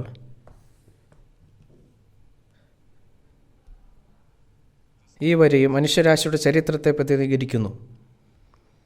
ചരിത്രം ഈ വിധത്തിൽ സജ്ജീകരിച്ചിരിക്കുന്നു. ദൈവത്തിൻ്റെ പദ്ധതി ഈ ചരിത്രത്തിനുള്ളിലാണ്. പിന്നെ പിശാചിൻ്റെ പദ്ധതി അകത്തു കടന്നു. മനുഷ്യരാശിയുടെ ചരിത്രത്തിൽ ഒരു വശത്ത് ദൈവത്തിൻ്റെ പദ്ധതിയും മറുവശത്ത് പിശാചിൻ്റെ പദ്ധതിയുമുണ്ട്. ആളുകളെ തെറ്റിദ്ധരിപ്പിക്കാനും പാപങ്ങൾ ചെയ്യാനും ആവശ്യമായതെല്ലാം ചെയ്യുക എന്നതാണ് പിശാചിൻ്റെ പദ്ധതി. അവൻ നരകത്തിലേക്കാണ് പോകുന്നതിനാൽ ആളുകളെയും തന്നോടൊപ്പം വലിച്ചഴിച്ചു കൊണ്ടുപോകാൻ അവൻ ശ്രമിക്കുന്നു. ഇതാണ് പിശാചിൻ്റെ പദ്ധതി. എന്നാൽ ദൈവത്തിൻ്റെ പ്ലാൻ എന്തെന്ന് വെച്ചാൽ പിശാചിൽ പിടിക്കപ്പെട്ടവരെ രക്ഷിക്കുക എന്നതാണ്. അവരെ വീണ്ടും ജനനം കൊടുത്ത് അവരെ ദൈവത്തിൻ്റെ രാജ്യത്തിലേക്ക് പ്രവേശിക്കുക എന്നതാണ്. ദൈവത്തിൻ്റെ പദ്ധതി കൊണ്ടതുകൊണ്ടാണ് പുത്രനെ ഈ ലോകത്തിലേക്ക് അയച്ചത്. അക്കാലത്ത് ദൈവം പ്രവചിച്ചത് ഇതാണ്: സ്ത്രീയുടെ സന്തതി സർപ്പത്തിൻ്റെ തലയെ തകർക്കുമെന്ന് പറയുമ്പോൾ അവനെ നശിപ്പിക്കുമെന്ന് അർത്ഥമാക്കുന്നു. സർപ്പത്തിൻ്റെ സന്തതി സ്ത്രീയുടെ സന്തതിയുടെ കുതികാൽ കടിക്കുമെന്ന് പറയുമ്പോൾ അതിനർത്ഥം അവൻ യേശുവിനെ ക്രൂശിക്കുമെന്നാണ്. എന്നാൽ ദൈവം യേശുവിനെ മരിച്ചവരിൽ നിന്ന് ഉയർപ്പിച്ചതിനാൽ അത് അവൻ്റെ കുതികാൽ തകർക്കുവാൻ അല്ലാതെ മറ്റൊന്നും കഴിഞ്ഞില്ല. ഈ വാക്കുകൾ ബൈബിൾ നിവർത്തിയേറിയിരിക്കുന്നു. അതിനാൽ ഇന്ന് നമ്മൾ അവശേഷിക്കുന്ന സമയത്തേക്ക് മനുഷ്യരാശിയുടെ ഈ ചരിത്രത്തെക്കുറിച്ച് ചിന്തിക്കുവാൻ ഞാൻ ആഗ്രഹിക്കുന്നു. ഇത് വിചിത്രമല്ലേ? ലോകം മുഴുവൻ യേശുവിൻ്റെ ജനനത്തെ തീയതികളിൽ കണക്കാക്കുന്നതിനുള്ള റെഫറൻസ് പോയിൻ്റായി കാണുന്നു. യേശു വരുന്നതിന് മുമ്പുള്ള സമയത്തെ BC, ക്രിസ്തു വരുന്നതിന് മുമ്പ് എന്നാണ്. ക്രിസ്തുവിന് മുമ്പ്. യേശുവിൻ്റെ വരവിന് ശേഷമുള്ള ചരിത്ര കാലഘട്ടത്തെ AD, നമ്മുടെ കർത്താവിൻ്റെ വർഷത്തിൽ. AD എന്ന് പറഞ്ഞാൽ അന്നോ ഡോമിനി, ഇതൊരു ലാറ്റിൻ പദമാണ്, സൂചിപ്പിക്കുന്നു. ചുരുക്കപ്പേരാണ്. ഇത് കർത്താവിൻ്റെ വർഷത്തിൽ എന്ന് പറയുന്നു. അതുകൊണ്ട് ഈ ലോകത്തിൻ്റെ ചരിത്രം യേശു വരുന്നതിന് മുമ്പും യേശു വന്നതിന് ശേഷം എന്നിങ്ങനെ തിരിച്ചിരിക്കുന്നു. ഇത് വിചിത്രമല്ലേ? യേശുവിൻ്റെ വരവ് ലോകത്തിന് ഈ പുതിയ യുഗത്തിൻ്റെ തുടക്കം കുറിക്കുന്നത് എങ്ങനെ? യേശു ജനിച്ച ശേഷം ഒരു പുതിയ യുഗത്തിൻ്റെ തുടക്കമായാണ് ലോകം മുഴുവൻ കണക്കാക്കുന്നത്. ഇവിടെ BCയുടെ ചരിത്രത്തെ പകുതിയായി വിഭാഗിച്ചാൽ ഈ ആദ്യ പകുതി മുഴുവൻ സൃഷ്ടിയുടെ ആരംഭമാണ്, സമയമാണ്. രണ്ടാം പകുതി ദൈവത്തിൻ്റെ തിരഞ്ഞെടുക്കപ്പെട്ട ആളുകളുടെ സമയമാണ്, ദൈവം തിരഞ്ഞെടുത്ത ആളുകളുടെ സമയം. ഇത് വിചിത്രമാണ്. എന്തുകൊണ്ടാണ് ദൈവം ഈ ജനതയെ തിരഞ്ഞെടുക്കേണ്ടി വന്നത്? എന്തുകൊണ്ടാണത്? ഈ രാഷ്ട്രം തിരഞ്ഞെടുക്കപ്പെട്ടു. പ്രത്യേകിച്ച് ചരിത്രത്തിൻ്റെ ഗതിയിൽ ദൈവപുത്രൻ ലോകത്തിലേക്ക് വരേണ്ടതായിരുന്നു. എന്നാൽ ഇത് സംഭവിക്കുന്നത് തടയാൻ പിശാച് നിരന്തരം ശ്രമിച്ചതിനാൽ ദൈവം ഒരു പ്രത്യേക ജനതയെ തിരഞ്ഞെടുത്തു. സ്ത്രീയുടെ സന്തതികൾ ജനിക്കുന്നതിനായി ആ ജനതയെ സംരക്ഷിച്ചു. ദൈവം ആ സ്ത്രീയിൽ കൂടെ സന്തതിയെ കൊടുക്കുവാൻ വേണ്ടി ദൈവം തന്നെ തിരഞ്ഞെടുക്കപ്പെട്ട ജനത്തിൻ്റെ ചരിത്രം വിഭാജനം ചെയ്തു. അങ്ങനെ തൻ്റെ പദ്ധതി അവരിലൂടെ വികസിക്കും. കൂടാതെ ബൈബിളും തൻ്റെ വചനം സത്യവും ലോകത്തിന് വെളിപ്പെടേണ്ടതിന് ദൈവം തിരഞ്ഞെടുത്ത ആ ജനത്തിൻ്റെ ചരിത്രം രൂപപ്പെടുത്തി.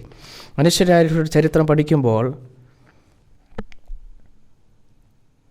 ഇസ്രായേലിൻ്റെ ചരിത്രം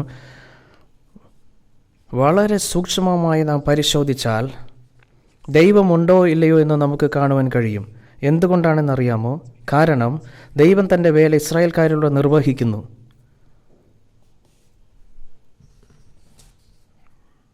നമുക്ക് മർക്കോസിൻ്റെ സുവിശേഷം 1-ാം അധ്യായം, മർക്കോസ് സുവിശേഷം 1-ാം അധ്യായം, ഇത് പുതിയ നിയമത്തിലാണ്. 1-ാം അധ്യായം 23-ാം വാക്യം. മർക്കോസ് സുവിശേഷം 1-ാം അധ്യായം 23-ാം വാക്യം. അവരുടെ പള്ളിയിൽ അശുദ്ധാത്മാവുള്ള ഒരു മനുഷ്യനുണ്ടായിരുന്നു. അവൻ നിലവിളിച്ചു, നസ്രയനായ യേശുവേ, ഞങ്ങൾക്ക് നിനക്കും തമ്മിൽ എന്ത്? ഞങ്ങളെ നശിപ്പിപ്പാൻ വരുന്നുവോ? നീ ആരെന്ന് ഞാൻ അറിയുന്നു, ദൈവത്തിൻ്റെ പരിശുദ്ധൻ തന്നെയെന്ന് പറഞ്ഞു. യേശുവിൻ്റെ കാലത്ത് ഭൂതങ്ങൾ അഥവാ അശുദ്ധാത്മാക്കൾ ബാധിച്ച ധാരാളം ആളുകളുണ്ടായിരുന്നു. നിങ്ങൾ നോക്കുക, ഈ ലോകത്തിലേക്ക് വരാനിരിക്കുന്ന ദൈവപുത്രനായ സ്ത്രീയുടെ സന്തതി യഥാർത്ഥത്തിൽ വന്നപ്പോൾ അവൻ, അതായത് പിശാച്, നശിപ്പിക്കപ്പെടുമെന്ന് പിശാചിന് അറിയാമായിരുന്നു. അടുത്തതായി അവൻ പറഞ്ഞു, നോക്കൂ, നീ ആരാണെന്ന് എനിക്കറിയാം, ദൈവത്തിൻ്റെ പരിശുദ്ധൻ തന്നെ എന്ന് പറഞ്ഞു. നീ ദൈവപുത്രനാണെന്ന് എനിക്കറിയാം. അതിനാൽ ചരിത്രത്തിൻ്റെ തുടക്കത്തിൽ ദൈവം സ്ത്രീയുടെ സന്തതിയെയും പിശാചിൻ്റെ സന്തതിയെയും കുറിച്ച് പ്രവചിച്ചിരുന്നു. അതിനാൽ എല്ലാ പിശാചുക്കളും ഇതറിയാമായിരുന്നു. യേശു വരുമ്പോൾ പിശാച് നശിക്കപ്പെടുമെന്ന് അവർക്കറിയാമായിരുന്നു. അതുകൊണ്ട് യേശുവിൻ്റെ വരവിൽ ഇടപെടാൻ പിശാച് തൻ്റെ കഴിവിൻ്റെ പരമാവധി ചെയ്തു. നിങ്ങൾ ഇസ്രായേലിൻ്റെ ചരിത്രം സൂക്ഷ്മമായി പരിശോധിച്ചാൽ യേശുവിൻ്റെ ജനനത്തെ തടസ്സപ്പെടുത്തിയ സംഭവങ്ങളുടെ ഒരു നീണ്ട പ്രവാഹം നിങ്ങൾ കണ്ടെത്തും. അതുകൊണ്ടാണ് ഈ ജനതയുടെ ചരിത്രം ദൈവം നിശ്ചയിച്ചിരിക്കുന്നുവെങ്കിൽ ഈ ലോകത്ത് ദൈവപുത്രൻ ജനിക്കുന്നതിനുള്ള ഒരു അടിത്തറയും ഉണ്ടാകുമായിരുന്നില്ല. അതുകൊണ്ടാണ് ദൈവം തിരഞ്ഞെടുത്ത ജനത്തിൻ്റെ ചരിത്ര വിഭാജനം ചെയ്തത്. അതുകൊണ്ട് ഇസ്രായേൽ ജനതയുടെ ചരിത്രം അല്പം പഠിച്ചാൽ ദൈവം ജീവിച്ചിരിപ്പുണ്ടോ ഇല്ലയോ എന്ന് നമുക്ക് മനസ്സിലാക്കാം. കാരണം ബൈബിളിൻ്റെ ഭൂരിഭാഗവും ദൈവം ഇസ്രായേൽ മുഖേന ചെയ്തുകൊണ്ടിരിക്കുന്ന വേലയെക്കുറിച്ചാണ് സംസാരിക്കുന്നത്. അബ്രഹാം എന്ന പേരുള്ള ഒരു മനുഷ്യൻ ഇസ്രായേലിയുടെ പൂർവ്വപിതാവായിരുന്നു. ദൈവം അബ്രഹാമിനെ തിരഞ്ഞെടുത്തു. അബ്രഹാം യഥാർത്ഥത്തിൽ താമസിച്ചിരുന്നത് ഇന്നത്തെ കുവൈറ്റിലെ കൽദയരുടെ ഊർ എന്ന സ്ഥലത്താണ്. ദൈവം അബ്രഹാമിനെ ആ ദേശത്തുനിന്ന് വിളിച്ചു ഇസ്രായേലർ എന്ന് വസിക്കുന്ന കനാൻ ദേശത്തേക്ക് കൊണ്ടുപോയി. ലോകത്തിൻ്റെ ഭൂമിശാസ്ത്രപരമായ കേന്ദ്രമാണ് ഈ കനാൻ ദേശം. നിങ്ങൾ വടക്കോട്ട് പോയാൽ നിങ്ങൾ മോസ്കോയിൽ വരും. കിഴക്ക് ഏഷ്യയുണ്ട്, വടക്ക് പടിഞ്ഞാറ് യൂറോപ്പുണ്ട്, തെക്ക് ആഫ്രിക്കയുണ്ട്, പിന്നെ മിഡിൽ ഈസ്റ്റും. അതിനാൽ കനാൻ ദേശവും മധ്യഭാഗത്താണ്. ദൈവം തൻ്റെ പ്രവൃത്തി ഈ ലോകത്തിൽ തിരിച്ചു പിടിക്കുവാനും വേണ്ടി ദൈവം ശ്രമിച്ചു. ദൈവം ഈ കനാൻ ദേശത്തെ, ഇന്നത്തെ ഇസ്രായേലിനെ ദൈവം തിരഞ്ഞെടുത്തു. ദൈവം തൻ്റെ കാര്യങ്ങൾ ഈ ലോകത്തുനിന്ന് പിടിച്ചെടുക്കുവാൻ വേണ്ടി ഇസ്രായേലിനെ തിരഞ്ഞെടുക്കുന്നു. ഈ ജെറുസലേം ഈ നഗരം ഈ ദേശത്തിൻ്റെ നടുവിലാണ്. അതിനാൽ അബ്രഹാം ആദ്യം താമസിച്ചിരുന്നത് കൽദയരുടെ ഊരിലാണ്. എന്നാൽ ദൈവം അവനെ വിളിച്ചു. അവൻ ഹാരാനിലേക്കും പിന്നെ കനാൻ ദേശത്തേക്കും പോയി അവിടെ താമസിക്കാൻ തുടങ്ങി. അബ്രഹാമിൻ്റെ കൊച്ചുമകനായ യോസേഫ് അവൻ്റെ മൂത്ത സഹോദരൻ്റെ അടിമത്തത്തിലേക്ക് വിറ്റ സ്ഥലമായിരുന്നു. പിന്നീട് അദ്ദേഹം ഈജിപ്തിലേക്ക് പോയി അതിനുശേഷം ഗവർണറായി. യാക്കോബ് 70 പേർ അടങ്ങുന്ന കുടുംബത്തെ അവർ കൂട്ടിക്കൊണ്ടു പോകുന്നു. പിന്നീട് അവരെ അടിമകളാക്കി 400 വർഷത്തോളം അടിമ ജീവിതം നയിച്ചു. മിസ്രൈമിലെ പുരാതന നാഗരികത വളരെ പ്രസിദ്ധമാണ്. ഞാൻ കൈറോ സന്ദർശിച്ചുണ്ട്. പിരമിഡുകൾ ശരിക്കും അത്ഭുതകരമാണ്. പിരമിഡുകൾ ആ കാലത്തിന് മുമ്പ് നിലനിന്നിരുന്നു. എന്നാൽ അവയുടെ നിർമ്മാണത്തിൽ ഇസ്രായേലർ കൂടെ ഉപയോഗിച്ചിരുന്നു എന്ന് പറയുന്നു. പിന്നെ മോശെ എന്ന പേരുള്ള ഒരു മനുഷ്യൻ ജനിച്ചു. ഇസ്രായേലരെ അടിമത്തത്തിൽ നിന്ന് രക്ഷിക്കുവാൻ ദൈവം അവനെ അയച്ചു. ഇവിടെ നൈൽ നദി, ഇത് മിസ്രൈം. ഇവിടെ ഒരു ചുവന്ന വരയുണ്ട്. അടിമത്തത്തിൽ നിന്ന് മോചിതരായ ശേഷം ഇസ്രായേലിൽ സ്വീകരിച്ച പാതയാണ് ഈ ചുവന്ന വര. ഇത് സീനായ് ഉപദ്വീപിലെ മൗണ്ട് സീനായാണ്. അവർ ഈ മലയിൽ എത്തിയപ്പോൾ ദൈവം അവർക്ക് ന്യായപ്രമാണം നൽകി. ന്യായപ്രമാണത്തിന് 3 ഭാഗങ്ങളുണ്ട്. ഒന്ന് 10 കൽപ്പനകൾ, രണ്ടാമത്തേത് യാഗങ്ങൾ നിയന്ത്രിക്കുന്ന നിയമങ്ങൾ, മൂന്നാമത്തേത് സിവിൽ നിയമങ്ങളാണ്. സാധാരണ മനുഷ്യ ജീവിതത്തിൽ പാലിക്കേണ്ടതും അവരെ വിധിക്കുന്നതും ഈ നിയമങ്ങളായിരുന്നു. ഈ 3 ചേർന്നാണ് ന്യായപ്രമാണം പറയുന്നത്. 10 കൽപ്പനകൾ ന്യായപ്രമാണത്തിൻ്റെ ഒരു പ്രത്യേക വിഭാഗമാണ്. ദൈവം ഇസ്രായേൽ മക്കൾക്ക് 10 കൽപ്പനകൾ നൽകുന്നത് പോലെ അവൻ അവരോട് കൽപ്പിച്ച മറ്റൊന്നുകൂടി ഉണ്ടായിരുന്നു. ഈ ചുവപ്പ് രേഖ നമ്മൾ പിന്തുടരുകയാണെങ്കിൽ ഇസ്രായേൽ ഈ വഴിക്ക് പോയി അവർ കനാൻ ദേശത്തിൻ്റെ അതിർത്തിയിലെത്തി. പിന്നെ അവർ ഇവിടെ തിരിച്ചെത്തി. അവർ 40 വർഷം മരുഭൂമിയിൽ അലഞ്ഞു നടന്നു. പിന്നെ അവർ ചാവുകടലിൽ നിന്ന് വടക്ക് യോർദാൻ നദി മറിച്ചു കടന്നു. അവർ കനാൻ ദേശത്ത് പ്രവേശിച്ചു. അവിടെ അവർ തങ്ങളുടെ രാഷ്ട്രം സ്ഥാപിച്ചു. എന്നാൽ അവർ സീനായ് പർവ്വതത്തിൽ വന്ന് ന്യായപ്രമാണം സ്വീകരിച്ചപ്പോൾ അവർ ന്യായപ്രമാണം പാലിക്കണമെന്ന്, ദൈവവചനങ്ങൾ അനുസരിക്കണമെന്നും ദൈവം പറഞ്ഞു.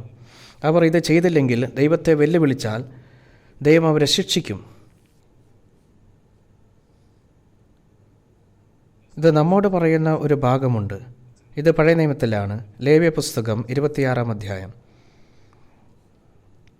ലേവ്യ പുസ്തകം 26-ാം അധ്യായം.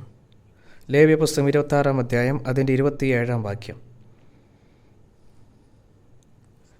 27-ാം വാക്യം.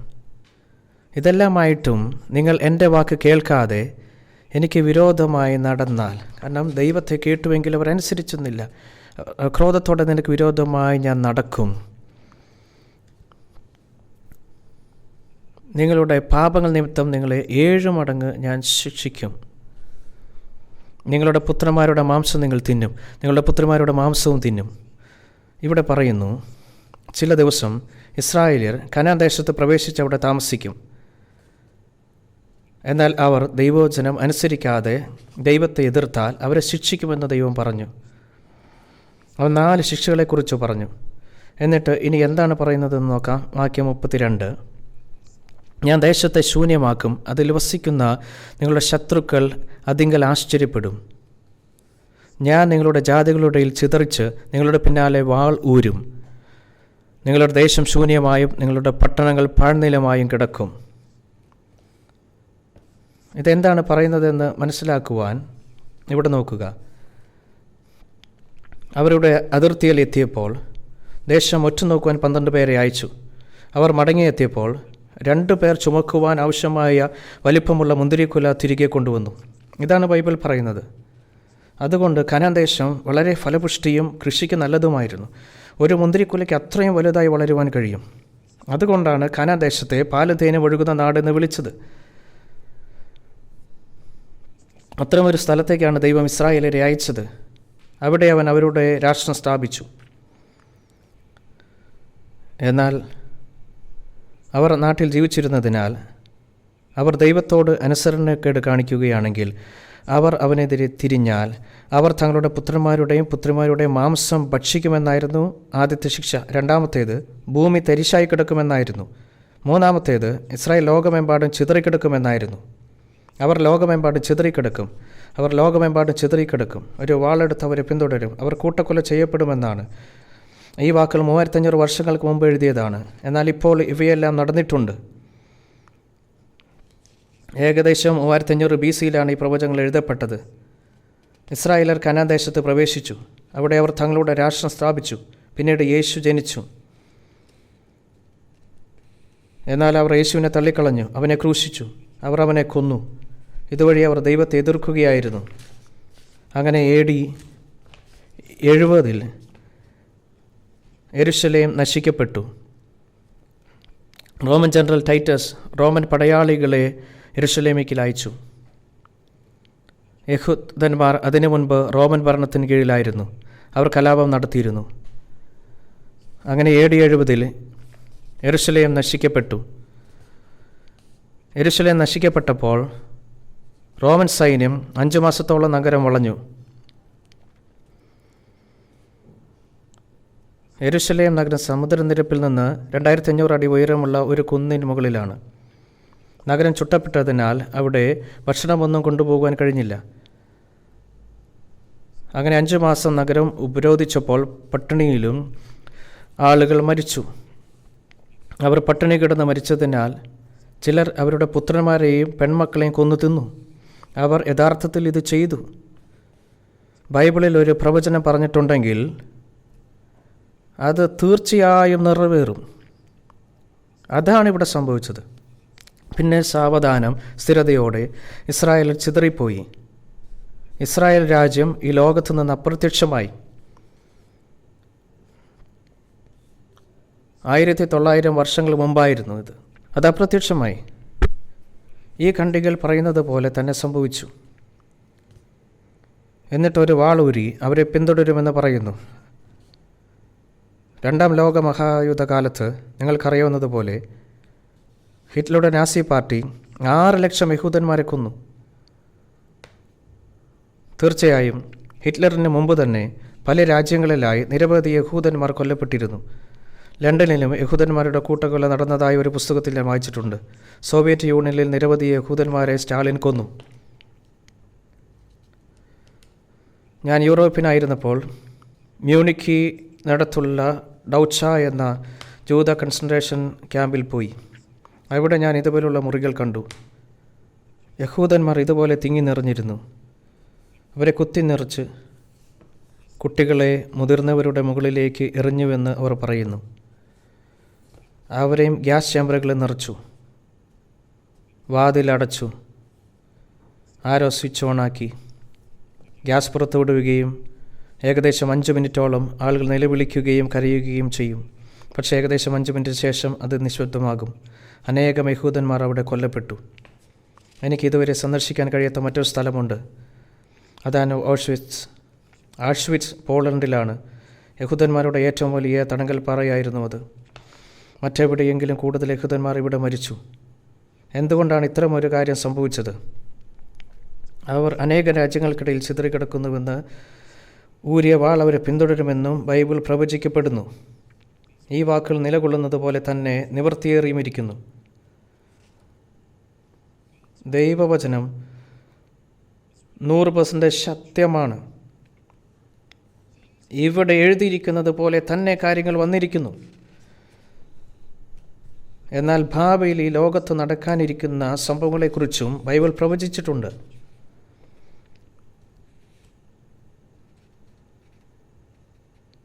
ഇവയിൽ ചിലത് ഇപ്പോൾ നമ്മുടെ കൺമുന്നിൽ എങ്ങനെ നിറവേറ്റപ്പെടുന്നുവെന്ന് ഞാൻ കാണിക്കാൻ പോകുന്നു.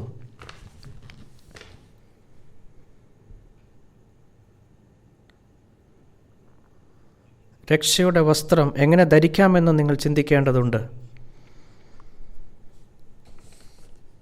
രക്ഷയുടെ വസ്ത്രം ധരിക്കാൻ ദൃഢനിശ്ചയമുള്ള ഈ പ്രഭാഷണങ്ങൾ തുടർന്നും കേൾക്കുവാൻ ഞാൻ നിങ്ങളെ പ്രോത്സാഹിപ്പിക്കുന്നു.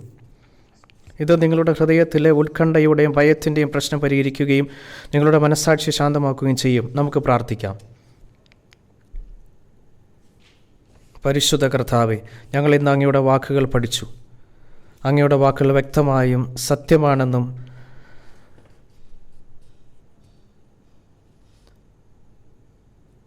ഞങ്ങൾക്ക് കാണുവാൻ കഴിച്ചു. ഞങ്ങൾ ഈ വാക്കുകൾ പ്രസംഗിക്കുമ്പോഴോ അവ കേൾക്കുമ്പോഴോ മനുഷ്യൻ്റെ വാക്കുകൾ പോലെ വെറുതെ ഉപയോഗിക്കുന്നത് കൊണ്ട് പ്രയോജനമില്ലെന്ന് ഞങ്ങൾക്കറിയാം. അങ്ങയുടെ വചനത്തോടൊപ്പം പ്രവർത്തിക്കുന്ന പരിശുദ്ധാത്മാവ് എല്ലാവരുടെ ഹൃദയങ്ങളെയും ഉത്തേജിപ്പിക്കുമെന്ന് ഞങ്ങൾ പ്രതീക്ഷിക്കുന്നു.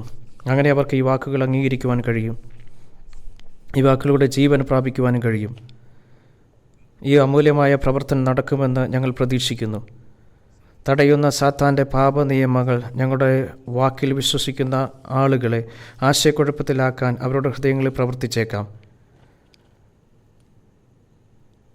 കർത്താവേ, ഇത് സംഭവിക്കാതെ പരിശുദ്ധാത്മാവിനെ തടയുകയും ഈ സത്യം മനസ്സിലാക്കാൻ ഞങ്ങളെ നയിക്കുകയും ചെയ്യണമേ.